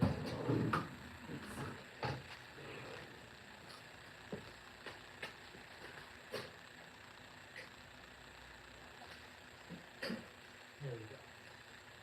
Put that in there. Okay. Let's line these up. I mean, this starter looks brand new. Almost like I don't want to even give away this machine. I was gonna put this up for $300. This looks really good. This looks really, really good.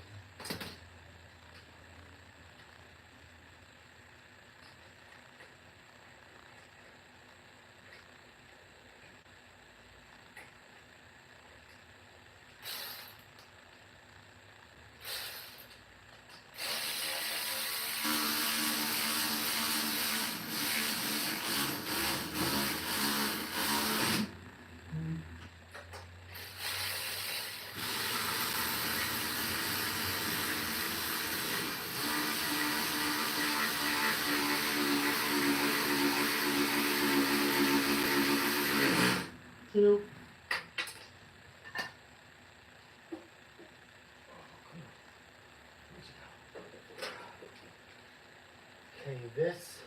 say caramel length. This doesn't have the hole for the plug. That's for the hole. Alright, so this one doesn't come with that. So we'll leave this off. That just gets bolts on there. No fancy cover. Perfect. Alright, let's get these screws in there.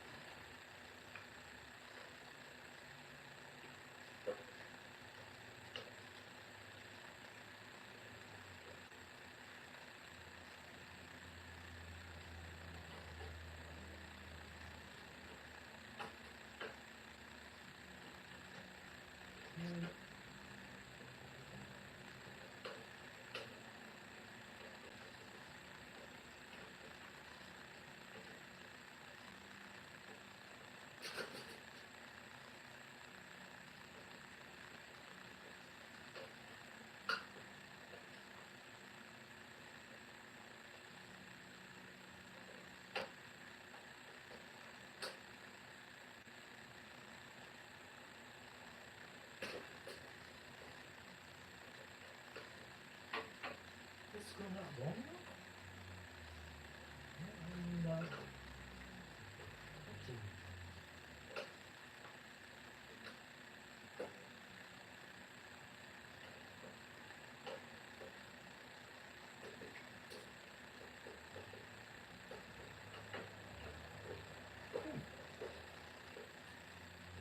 This bottom screw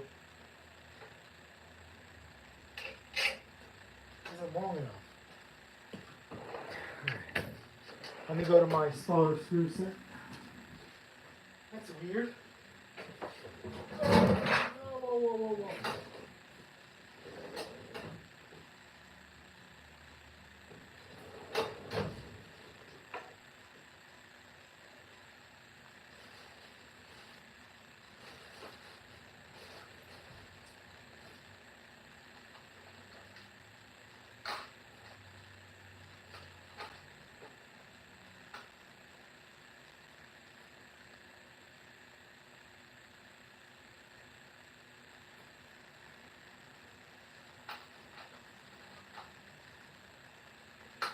No. Those are compasses. Hold on. Let me check my toolbox.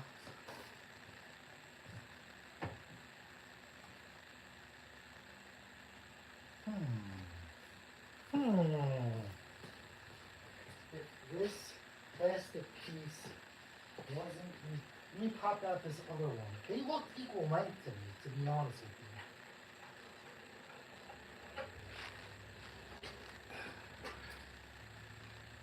Did I miss them?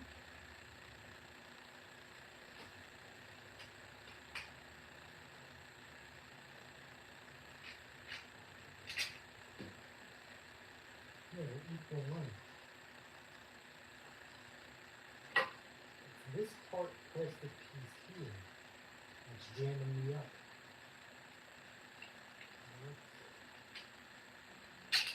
You go there. And there.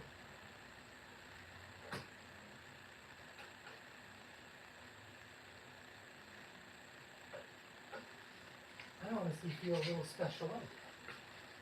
And it's not fitting in.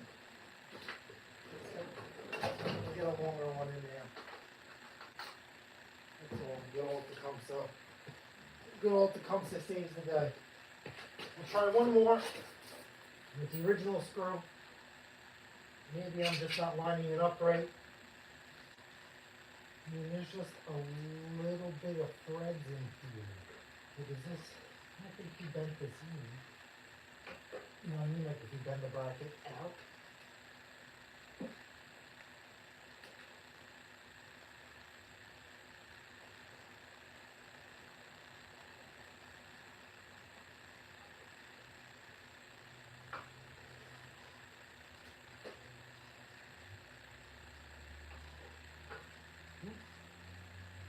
It doesn't have enough bite. Alright, Tecumseh. I have plenty of bite. That's interesting.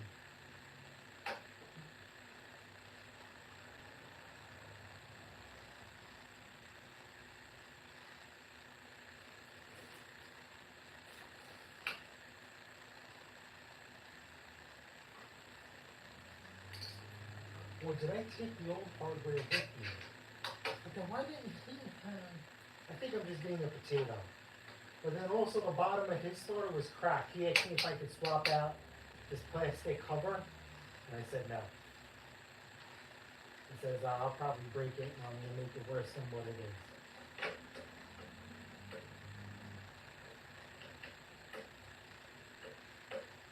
These are different threads. It's not getting tight. Let me run out to the Honda real quick. And double check the ones I took off of the machine. Probably the issue is me. The ones you said.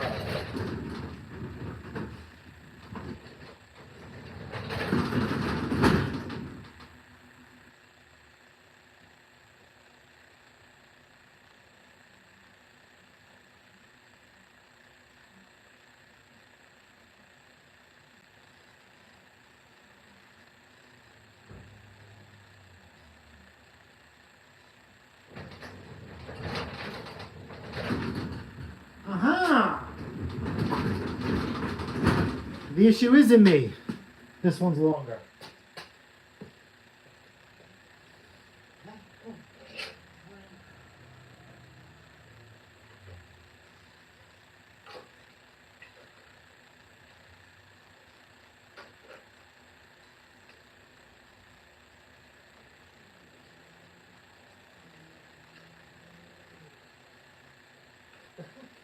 Why am I?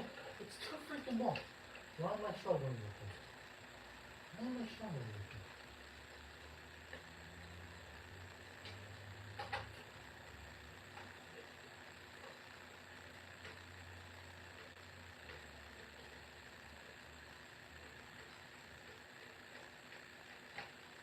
it? This you just want to make nice and snug because it's plastic. Alright, we're going to leave the muffler housing off. Belt cover is going to be off. Skid shoes are going to be off. We're just going to fire this thing in the hole and make sure everything works. Let's let out all this warm air.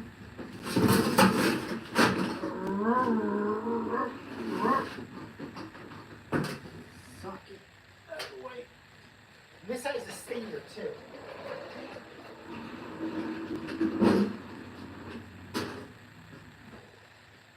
Usually I put lights on it. There.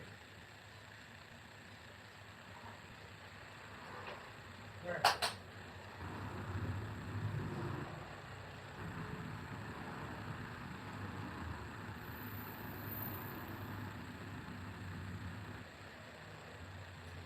Time for a good time.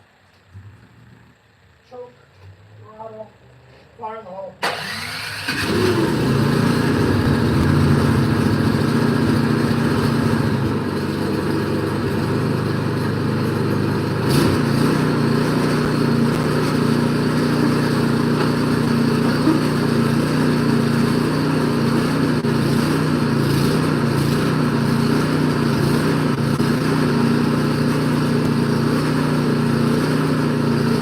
All right, you guys got to do me a favor. Watch the augers.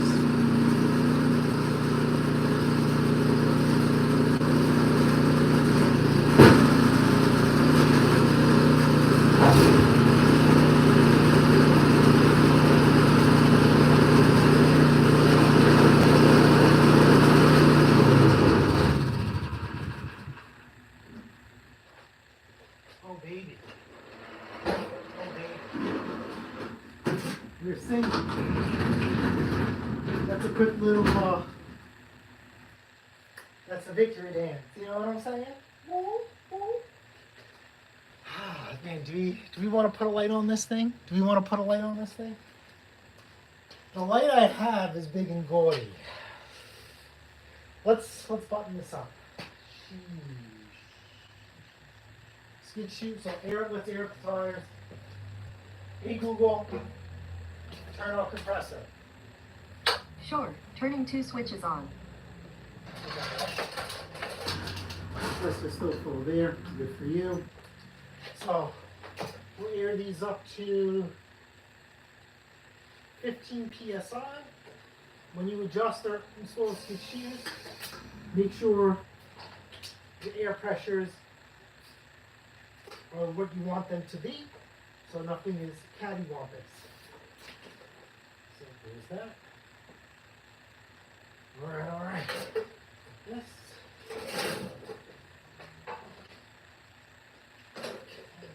Yes.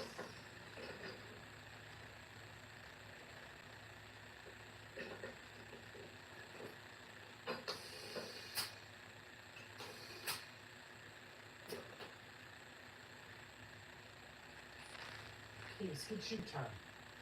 And then we'll do the muffler cover. Oil on this is dirty. We'll change the oil. I mean, we're not going to be trying to get top dollar for this machine, so we're not going to try and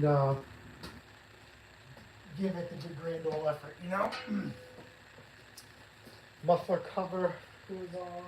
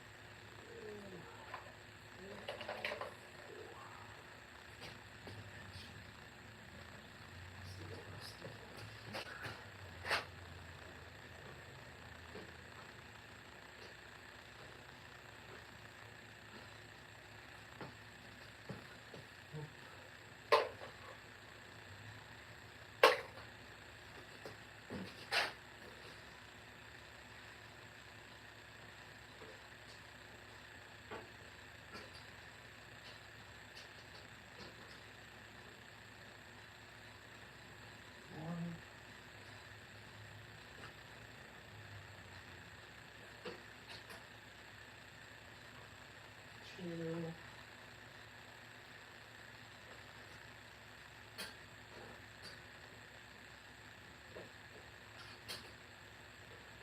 Three. Four. I have the last one in my hand. So zip with the 10. Belt cover will go back on. Skid shoes. And let me take a look at this light that I have. 'Cause I'm an idiot.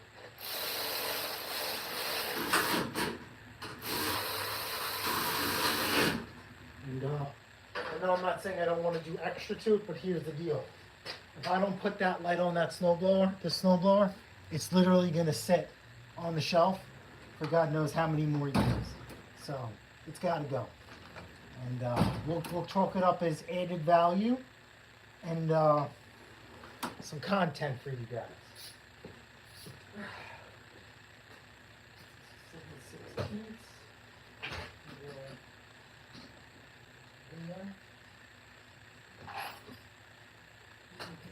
That's 10 millimeters in the Honda. So we just got to do it. Good old El Manual. These are the 2 bolts that are sitting here in the back.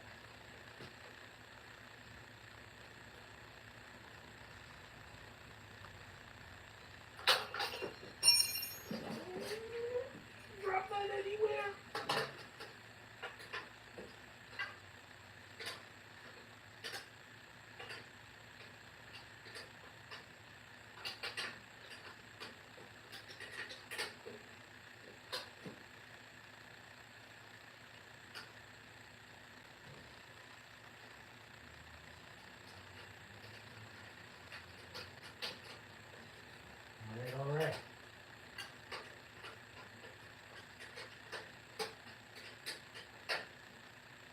Okay, done, done, done, done. Skid shoes. Here, I'll show you where. Here, we'll flip the camera. This is where the light is. Can you see it? No. No. You see those two blue boxes? That's where you keep these lights. Ugh.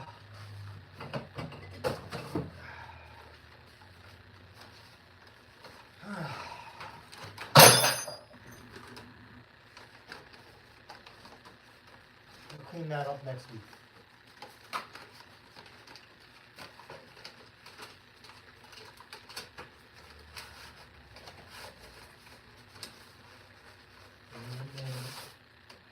Now the thing is, we can only install one. We shouldn't install both because these are 12 volt, okay? And these will dim. If you put two on here, they're just gonna dim out. So these can be like put anywhere. So do we do it like so? Or do we try and keep it like this? We'll go off to the side because the chute. And then we'll run our power and ground to these lights here. So let me just think real quick.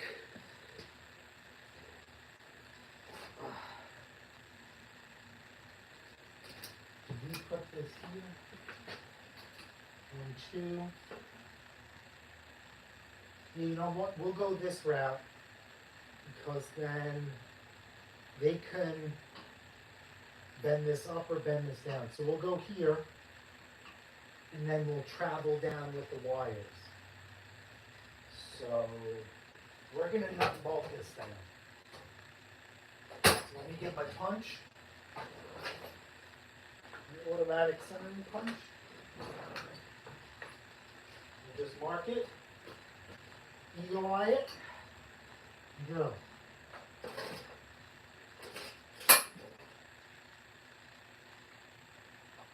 Okay, 1, 2. There's that. Let's get our drill. Drill bits.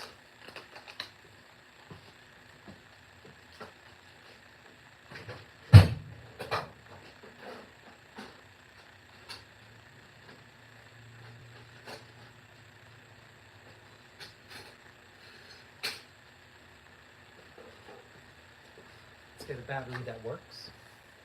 We can start with that.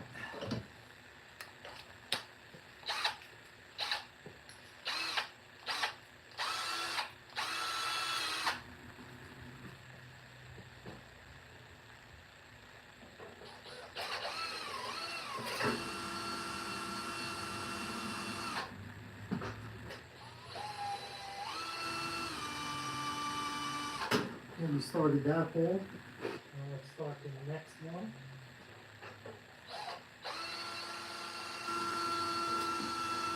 Okay, good. So the reason why I'm starting and stopping is I don't want to drill out. I do not want to dull out my drill bits. So I just want to get it started. And now we'll just add a little lube.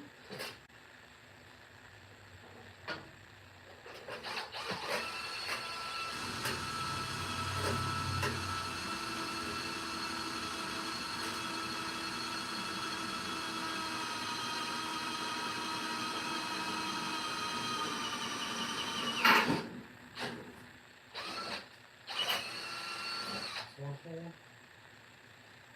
Do the other one. And then we'll pass it right through.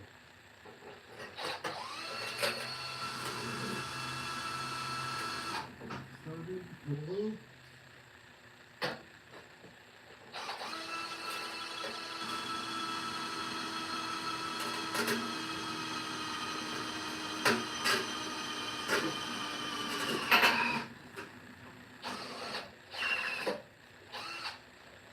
Bit shouldn't spin like that. Yeah, I have this.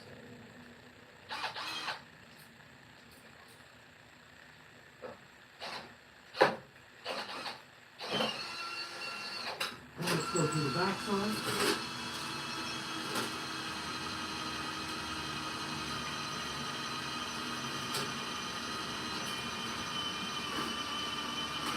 Once we wire this up, I'll take you off the stand.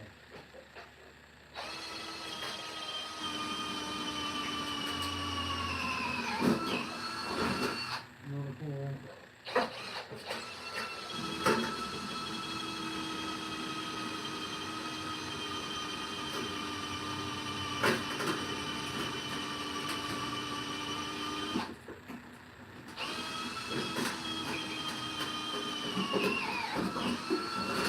Hole.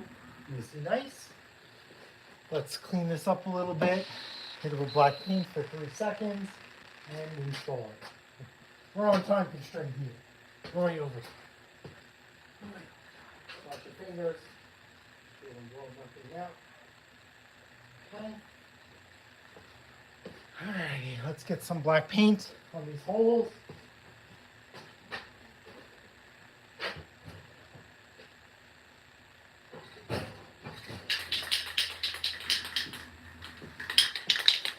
Oh, that's right, I could zoom.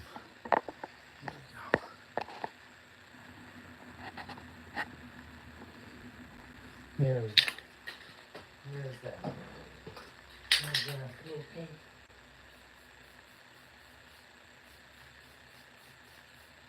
On the front, and on the back. That's it. No bare metal, no rust. No woman, no cry, no bare metal, no rust. So let's go to our hardware bin and let's get some nuts. Too short.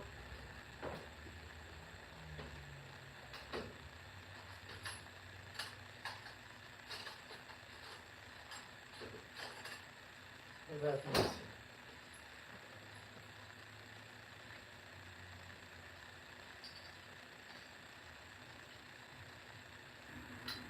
Okay, these are gonna work. So that's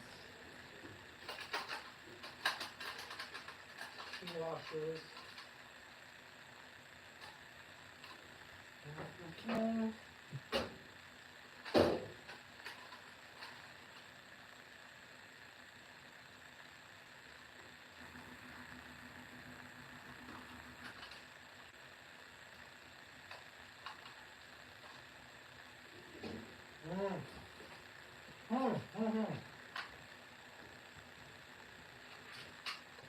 Alright, 2 washers and 2 nuts. So let's get the nut in there. So in there. And go in there.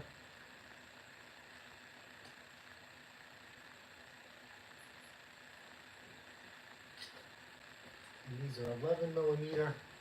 So let's switch it out on the ratchet.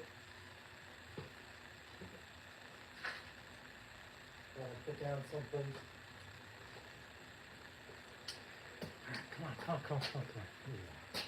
10mm.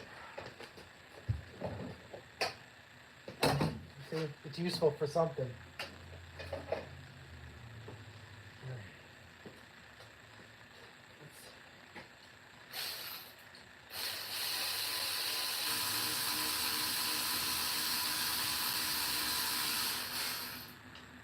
You're gonna make this look professional. Professional.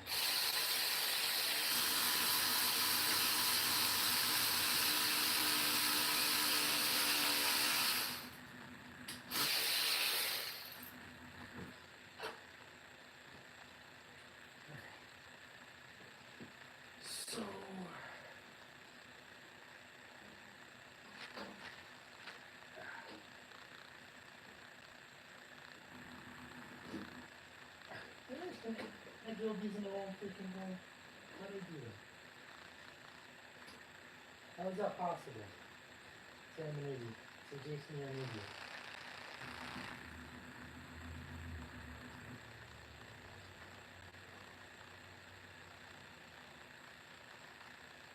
So Jason, you're an idiot. Jason, you're an idiot. How did I? My eagle eye is way off. My eagle eye is way off. That's embarrassing. That's embarrassing. Sheesh. Sheesh.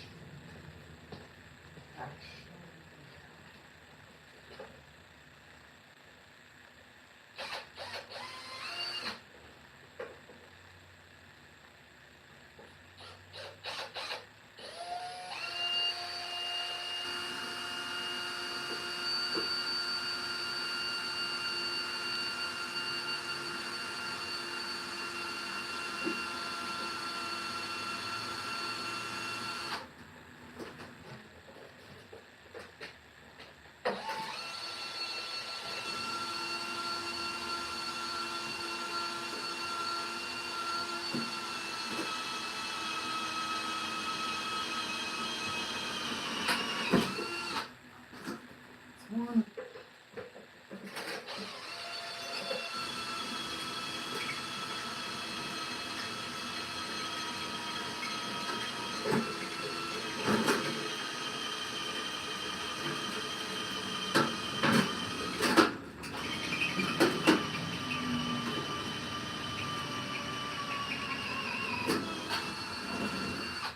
All right, let's try again.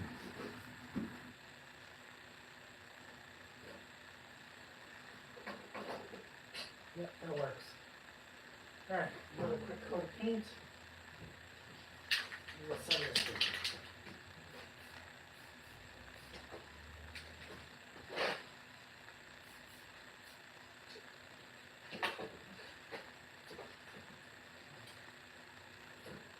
Paint.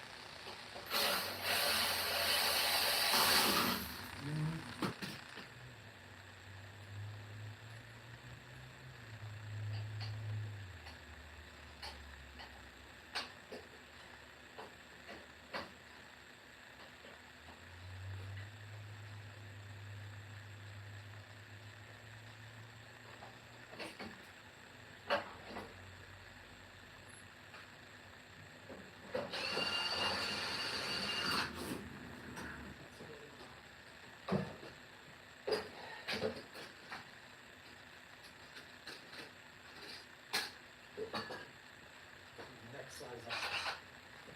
A little too tight.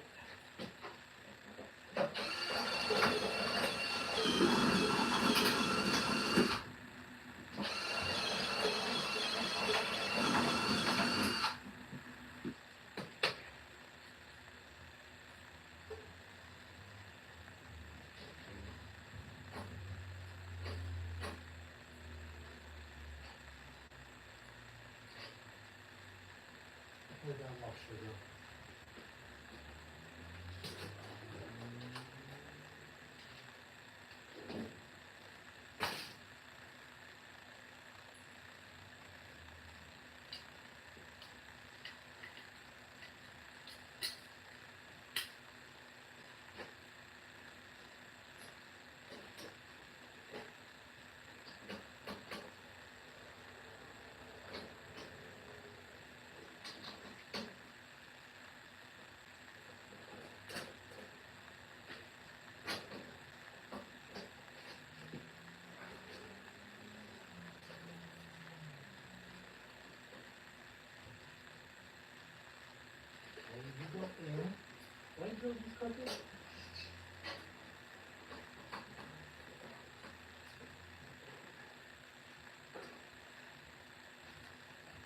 stay there. Let's send these out.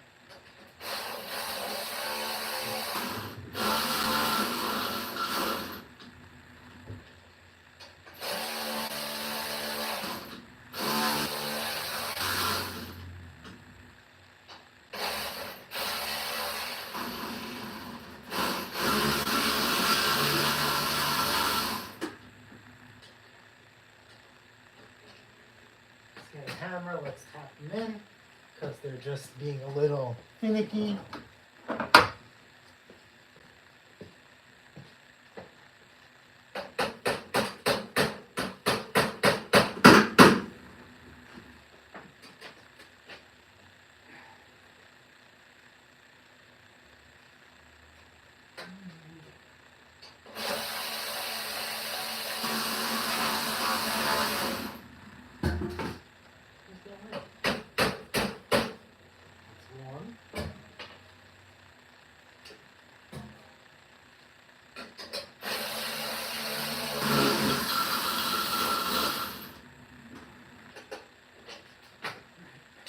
The next size. I can't get them to catch.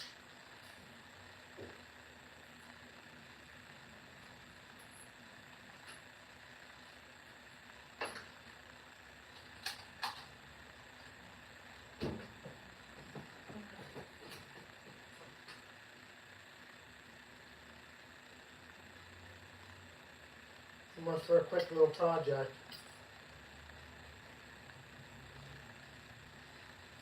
As long as you involve the human element, mistakes will be made.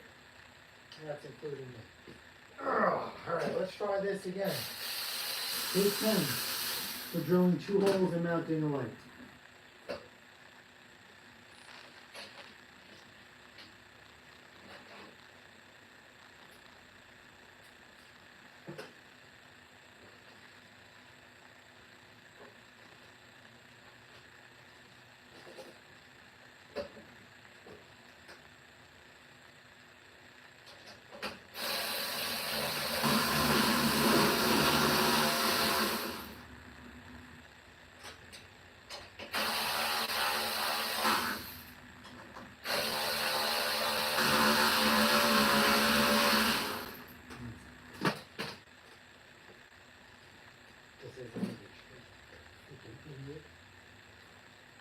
Alright, let's get this going. We'll wire it in. And then here I will straighten this out. I don't have a choice. I drilled 2 holes. I gotta straighten it out. Alright, so 1, 2. By straightening it out, I just gotta open up the bracket on the light side and get it into place. Stupid idiot. Idiot.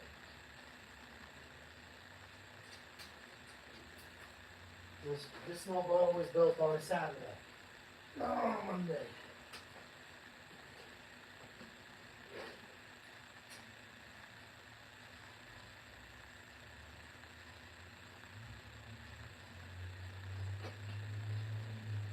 So we could rotate this light down. Let's just get this in.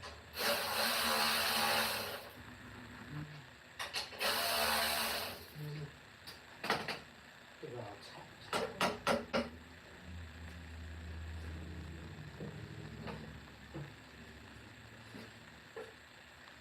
Can we just tap this up?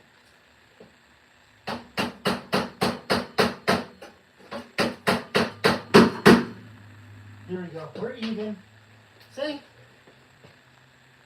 Situation avoided.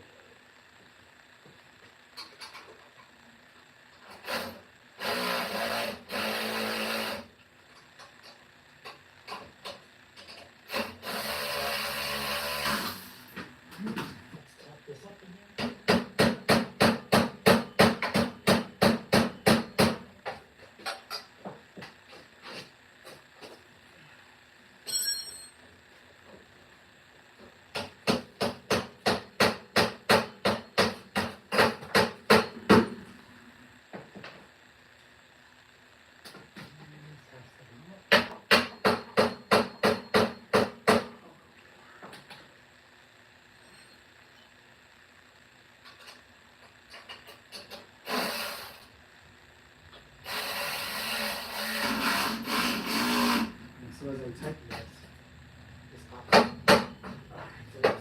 around it.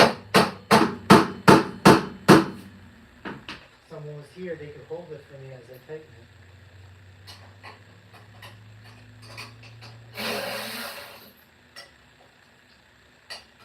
Some more time.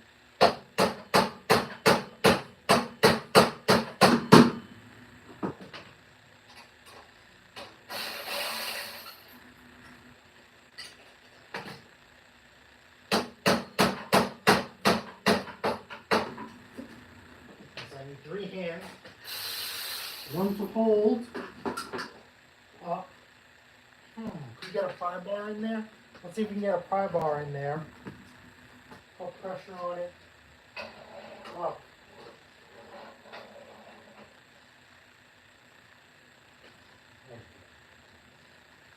A 3-legged mechanic.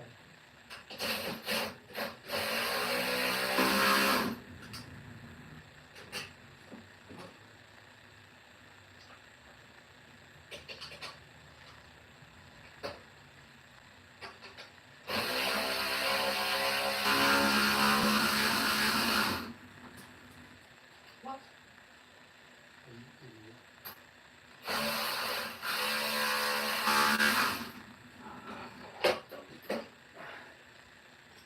Well, that bolt just dropped into the abyss. This is terrible. This is embarrassing. This is freaking 2 brackets. Oh, man.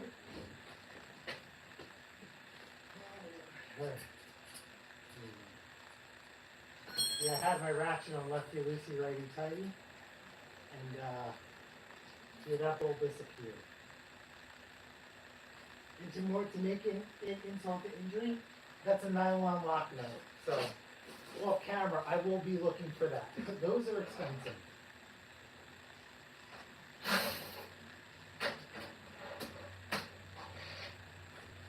I'm ready to just leave this off camera. You know, we'll get it going, we'll wire it up, and then off camera, I'll make it perfect.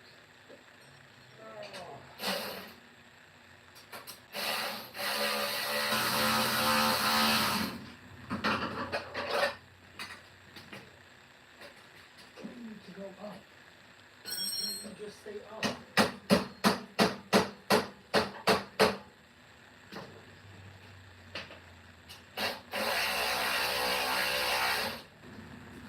Stay up.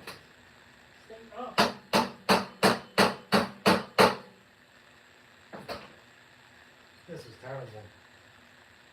Well, because I eagle-eyed this. This would have been avoided if I would have...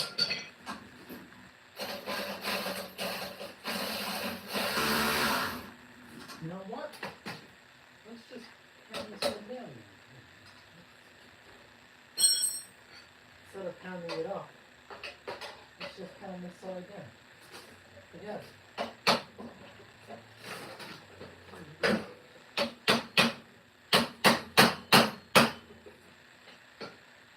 So what I could do is take off this bracket and then elongate these holes that they're in. Which I'm going to do that off camera. We'll just get this light installed. We'll wire up this light. Move it. And then we'll make it perfect off camera. So let's get this white wired up. We have white and black on the light, and off the snowblower I think should be yellow and black.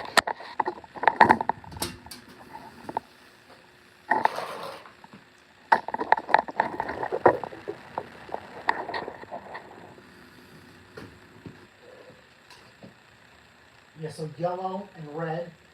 Red is power. Black is ground. So let's just double check that.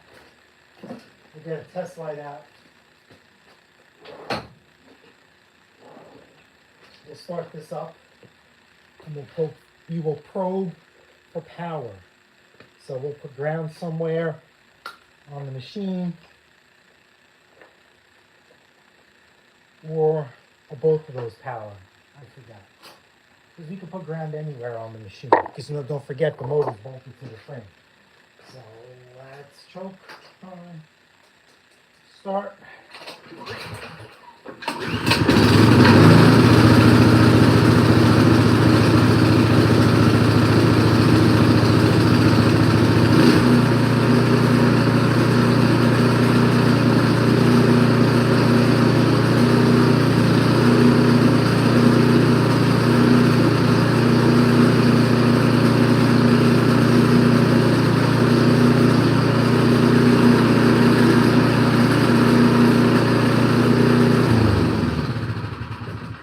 All right, so they're both power outputs. So we'll tie those into feeding this one light. White should be power, black should be ground. Do I have my favorite snippy snips in here? Or are they in the Honda? Because I have wheel electrical work in the Honda. They're in the Honda. Let me go get my snippy snips out of the Honda.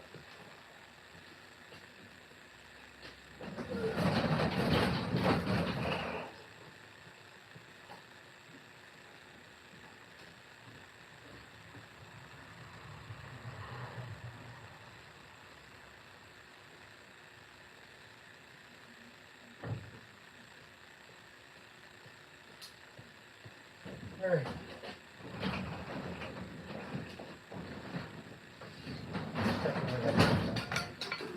Alrighty, so let's get rid of these. One, two. Pull that out. Okay.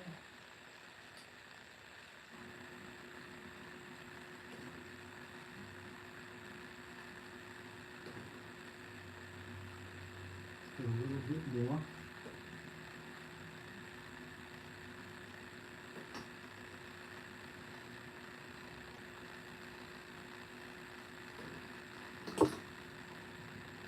Split these. One here, like so. Twist them. Two becomes one. Okay. And we'll go to the light. A crooked light.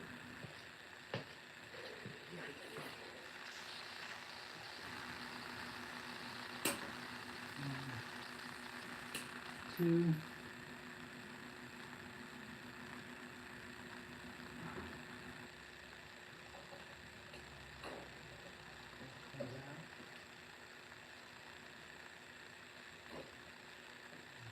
Let's just strip a little bit more.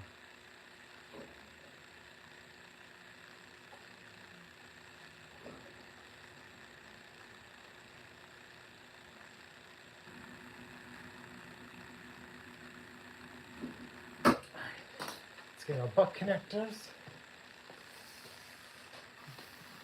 Let's see. We have red, blue, and then the ground, we have to make our own ground. We will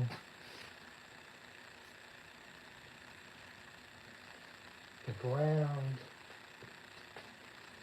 will tie into the mounting bolt, or we could tie it into the starter over here, because that's grounded on the block. All right, so let's get some red wire, because red is power, and black is negative. Am I very adamant about that? Let's get some black wire.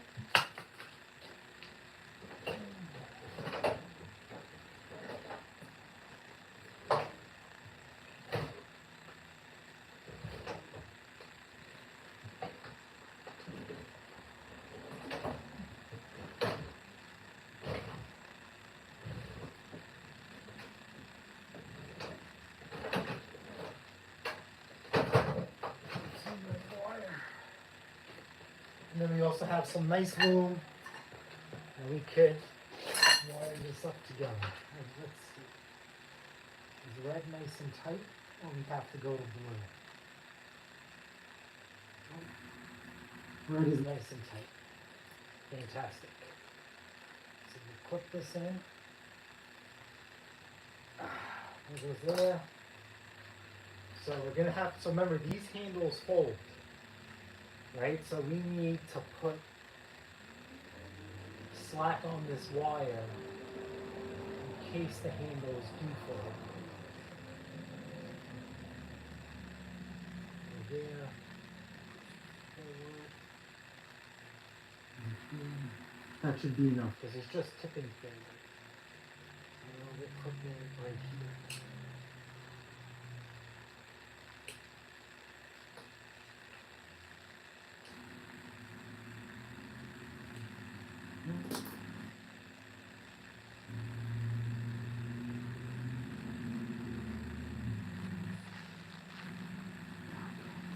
There.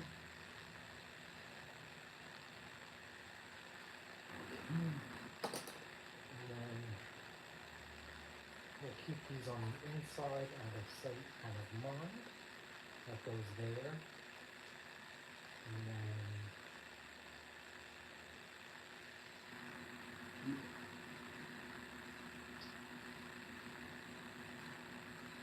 proof of concept. These are all the things you gotta think about when you start doing stuff like this, because God forbid you sell this machine and the person needs to fold the handles, right? Just like a lawnmower. They gotta fold the handles to get it going where they need to go. And guess what? You can't do it because it's wired in. Now explain to the guy, hey man, yeah, no big deal, just cut the wires and then connect them back together. This guy's gonna be like, get the fuck out of here.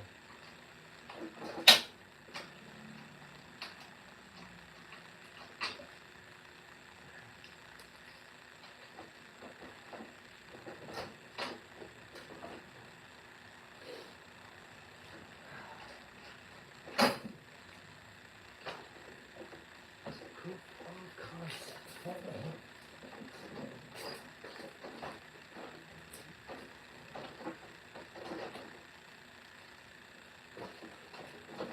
Come on, hold it. Come on. Go out.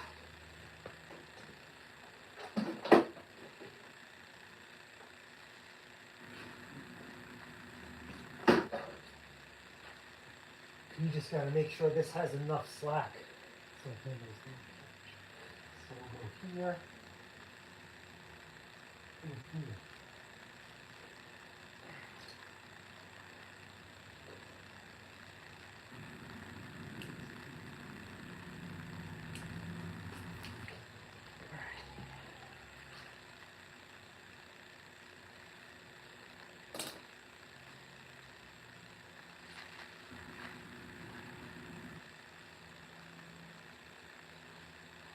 This will go here. We'll do this one here.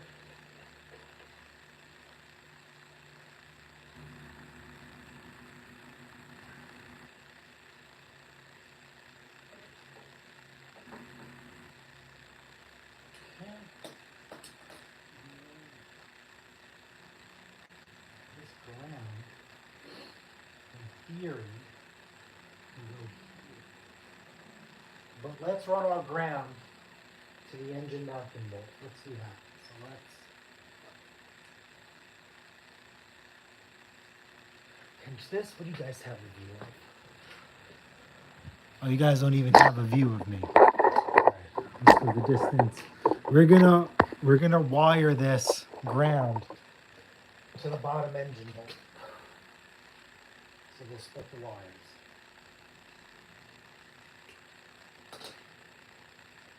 That eyelet's too big. Let's get a decent size.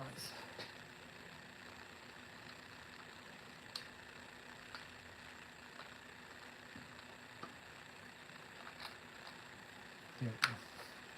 This is more appropriate.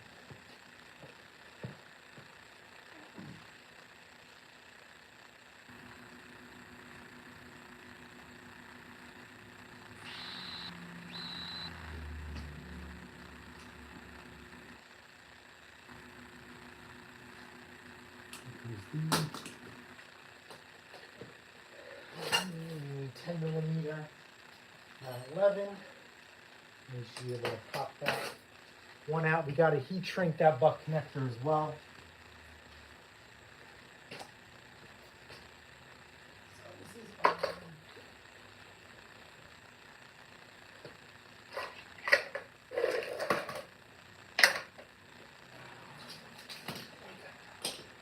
a 10mm socket. Well, where could you be? 7/16. That we need wire. Drum receive.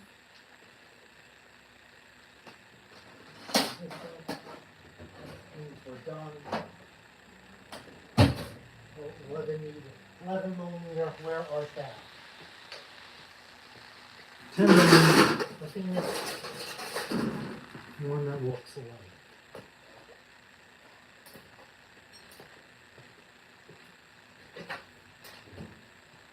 Where'd you go? Where did you go?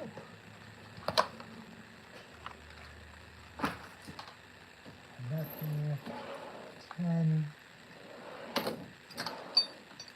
Give me the extendo. And the 10 is right here. And so let's, and we need to heat shrink this bottom connector. You gotta remember, snowblowers using the worst conditions ever. So when you're doing electrical work among them, they even do it on tractors. You make sure that they're weatherproof connections. Even though if you look from the factory, they aren't. But when you do work like this, don't succumb yourself to factory standards. Always try and build it better. Always try and build it better. You can do it, Ted. Practice good habits.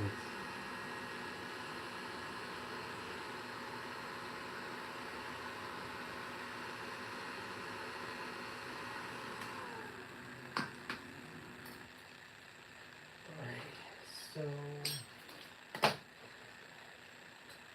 come in. That's going to be our ground. Let me tell you what you see.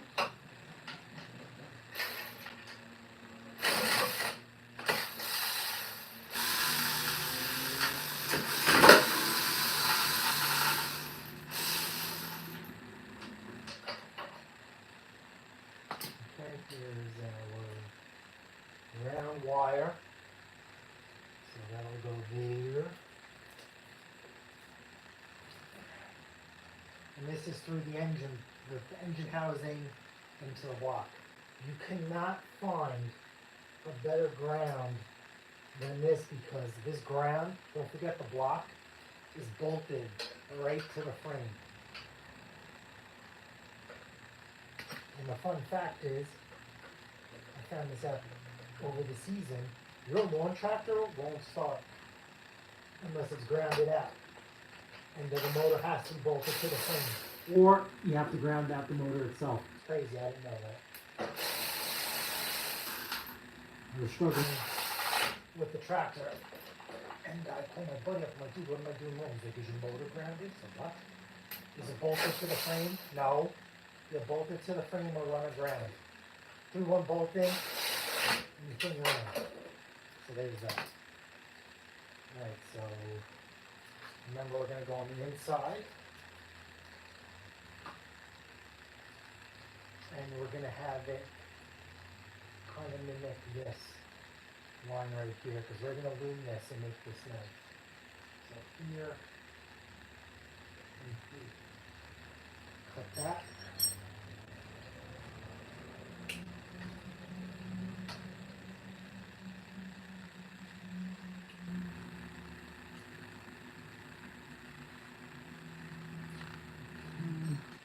That's blue. We don't need blue.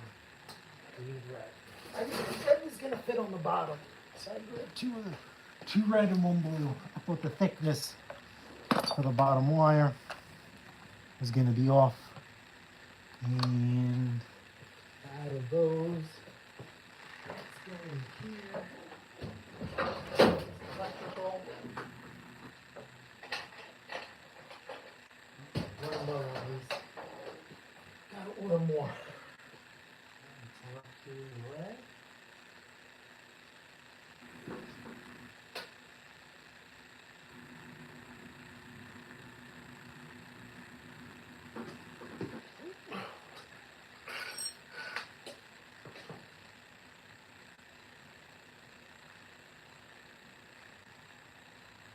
This took a lot longer than I wanted to admit.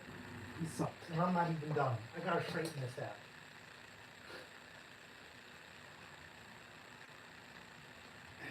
Listen, we make mistakes. See, if I was making a video, I would edit this out. Freaking crooked bracket. Retard. Freaking retard. There. Alright. Now let's take a look at our crooked light. The moment we've all been waiting for. Crooked light, illuminate.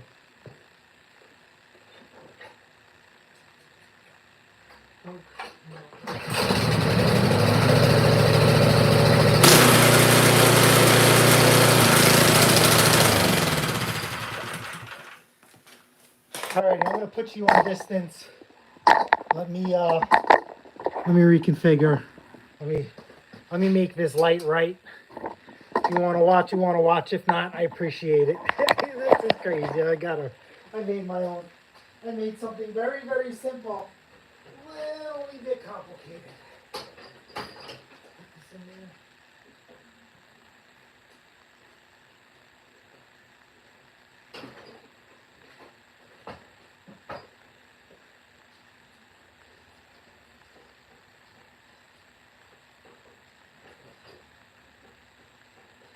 That goes there. This bolt is nice and tight. Oh no, that nut. I put that nut in here by mistake. That came out.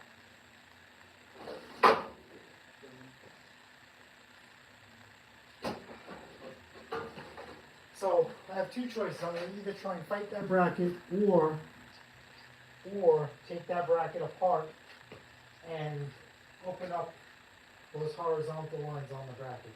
I don't want to drill into this handle any more than I have to.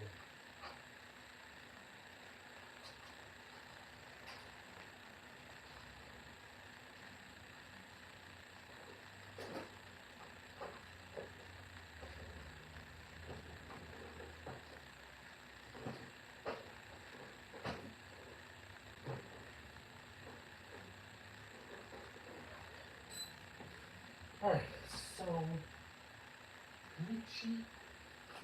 I know we tried this. Let's just try one more time.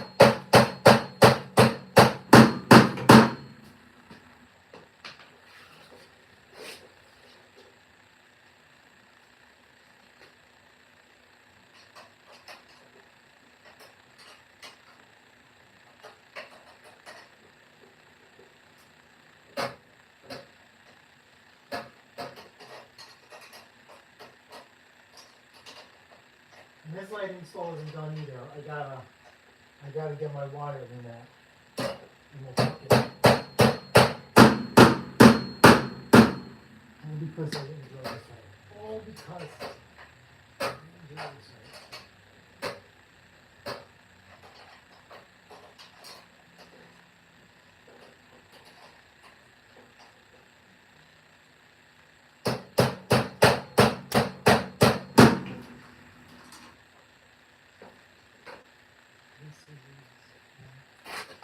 Let's grab the 11.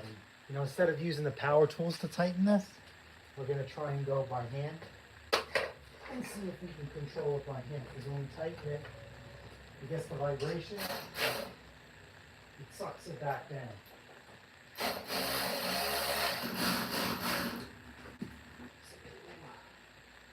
pull this up.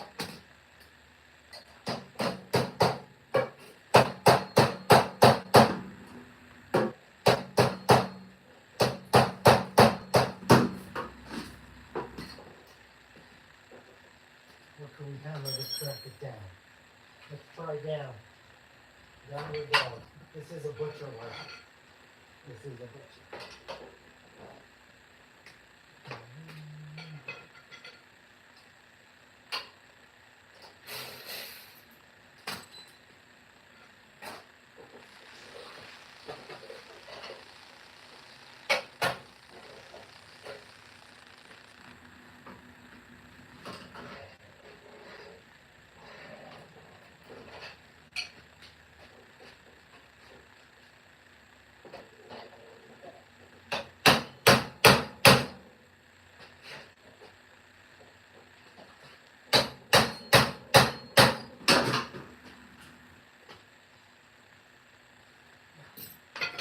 bracket has to come off. Alright.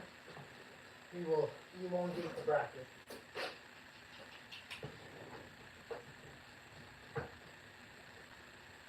So let's take off this light.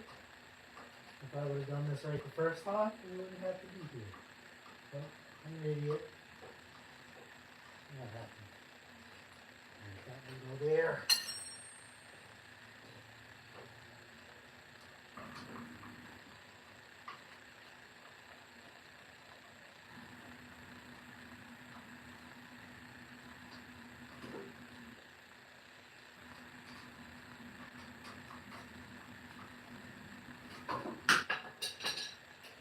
There, be careful with this light. Let's not drop it. And these head rubber washers.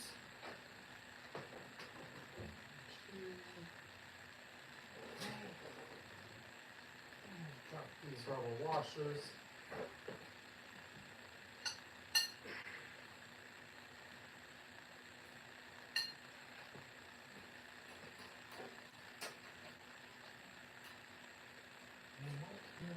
Now we have a benefit. Let me just pound this one more time.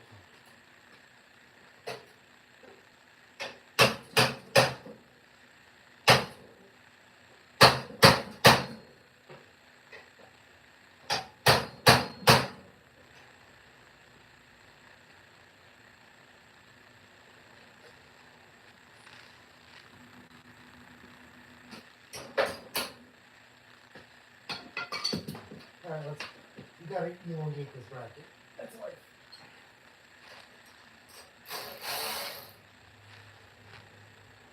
Let me tell you.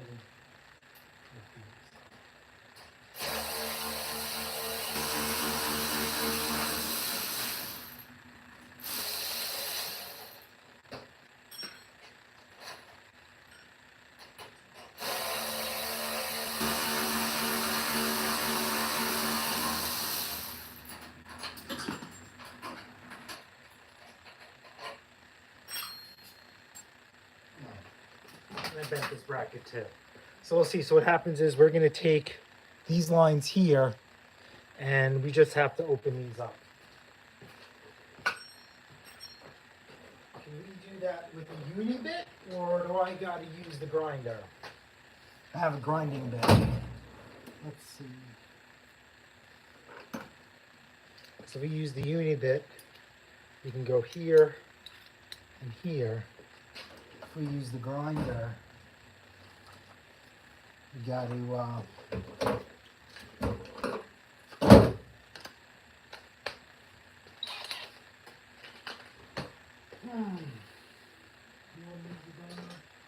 get the grinding bit. Look at this mess over a freaking light. Over a freaking light. So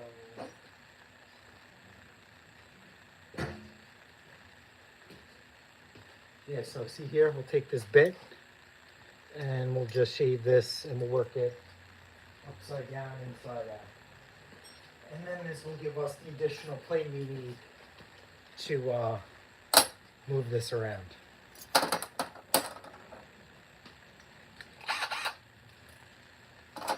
I usually use my air one for this, but it's really loud.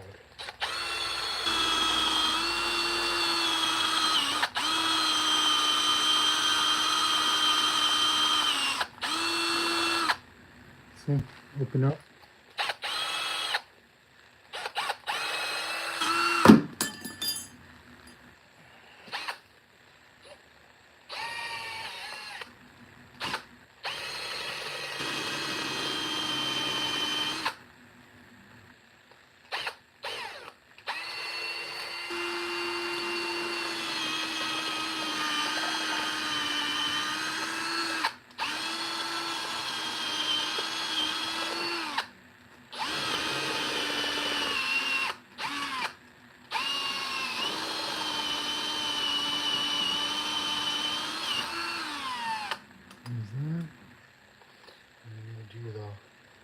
Other side.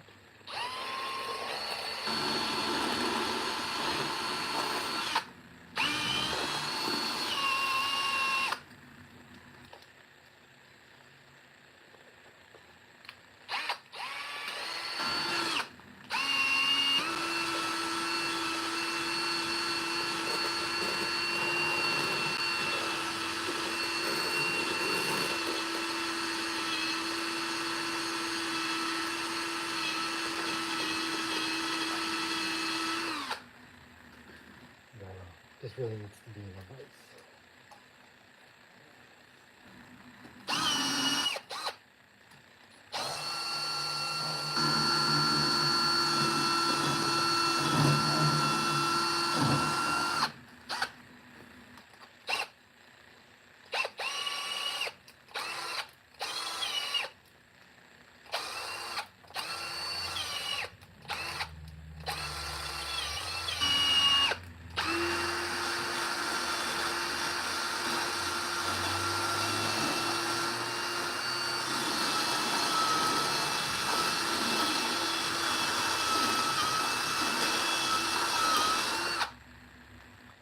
Alright, let's see how bad I messed this bracket up.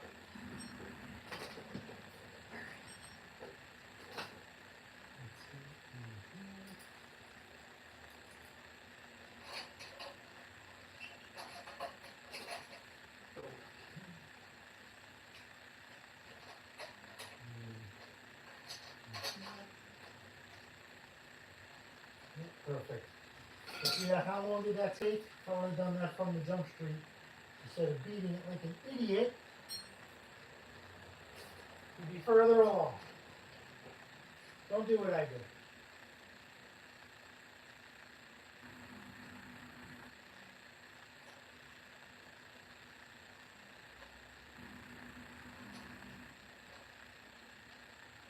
So now, let's get ratchet.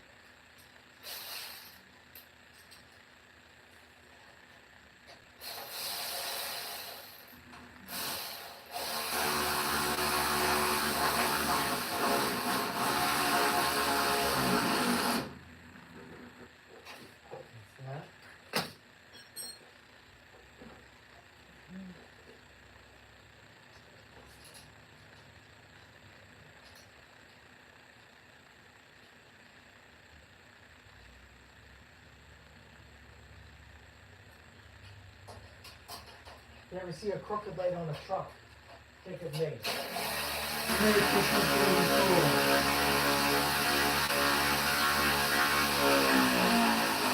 Alright. Now we're in. Let's get our light back in here. Go through that.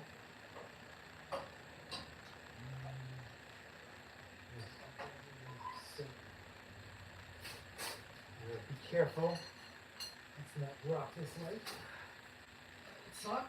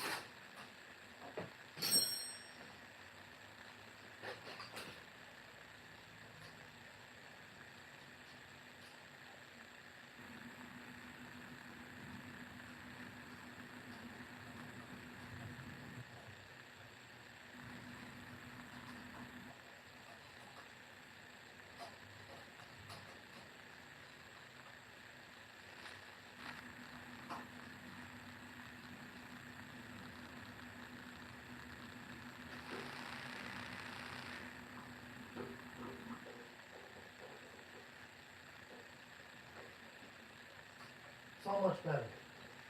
So much better. So much better.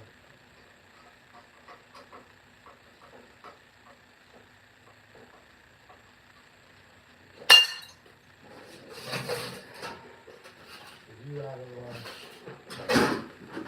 of now we're cooking. Yeah, that looks better. All right, so let me get some loom, and the loom we'll use that to protect our wire and make it look professional. Now, the thing is, Jason, I haven't seen my loom since I did the garage. I have a rough idea where it is.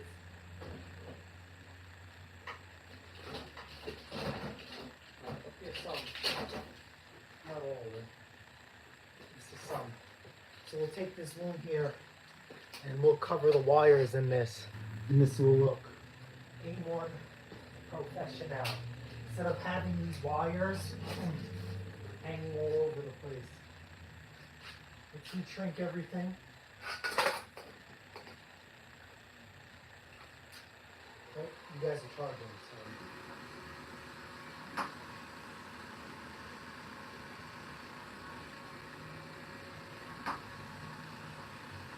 Goes there.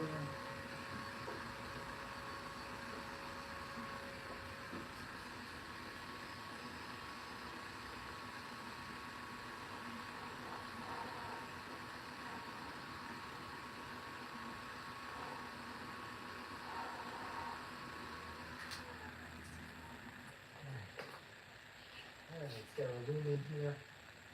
So we'll start the loom at the top of the light, and then we'll work our way down and we'll cut it off basically where the light splits at the bottom.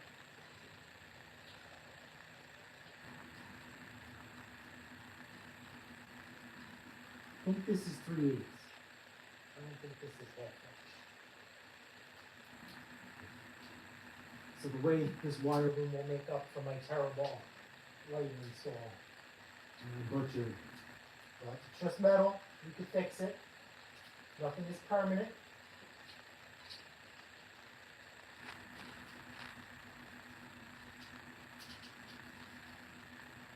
One of my long-term projects on Mandingo, because you know the truck is old, is to redo the entire, or visually what I can see, the whole wire harness in it. Because all the loom is starting to, it's plastic, it gets brittle and falls apart, and it's going to become an issue down the line. So I'm thinking I want to redo a harness like that, or they make braided mesh, but that means like every connector has to be depinned, and then you slide it on, and then you do it like that. So I'm not sure if that's the route I want to go. I mean, when I eventually put the new motor in it, that is 110% probably the route I'm going to go. So maybe it's just good practice. But, I don't know, we'll see.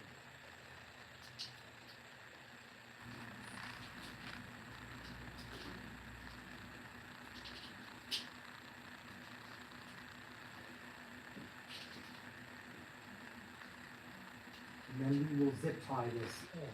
We're not going to let this go. You should never leave wires loose.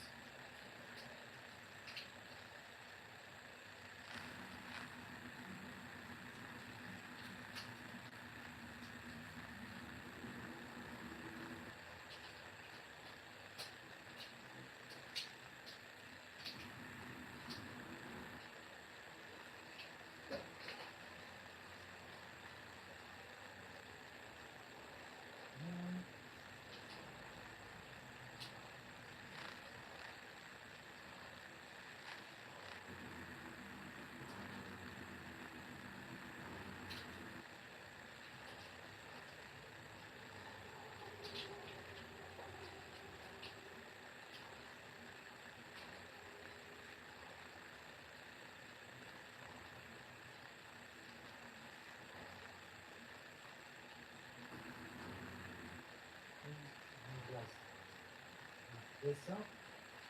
Alright, we'll do a quick little, put some tape on this thing, and then we'll get nice and close. I'll show you what I did. So you guys could mimic it too. So electrical tape does trap moisture, but we are using the electrical tape to just kind of hold the wire in place at the very end.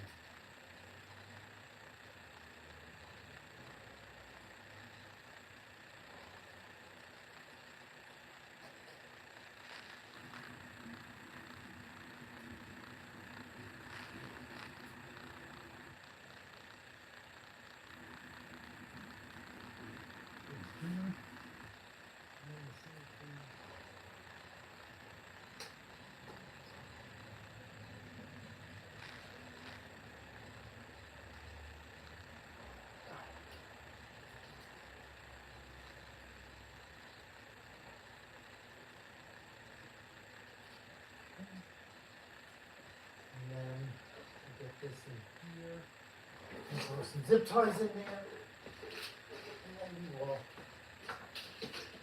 give it a gander.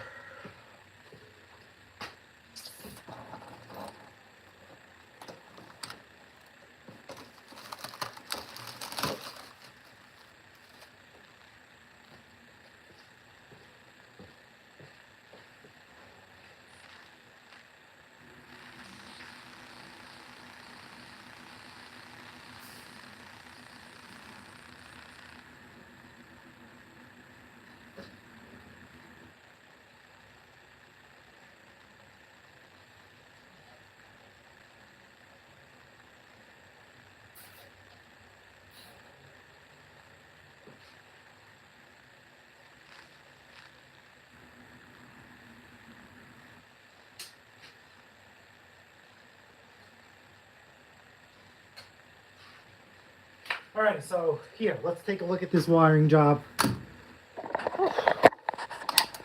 Let's see what we got. Man, all this for so long. So if you guys look here, we tapped in the 2 wires. That's power. Ground is here off the block. And then we just put it up in this nice little loom. And you notice how I left this loose, right? So if the handles do have to be folded, the wire will go with it. It's not going to be a tight fit and nothing is going to break. So I'm going to throw the skid shoes on here. I have to put this thing up for sale. I'm going to call it a wrap from here. I really, really do appreciate it. I am absolutely behind schedule. That's stupid freaking light. I have that other Arian snowblower I have to check with. I can't video that. Maybe in like 20, 30 minutes, maybe I might go live again and we'll just do a live repair with that Arians and just a quick little like diagnostic. We can't fix that Arians. We have to do a bunch of work to it, but we have to build a rapport for the owner of the machine. Thanks for hanging out with me today in the driveway. This was kind of like impromptu.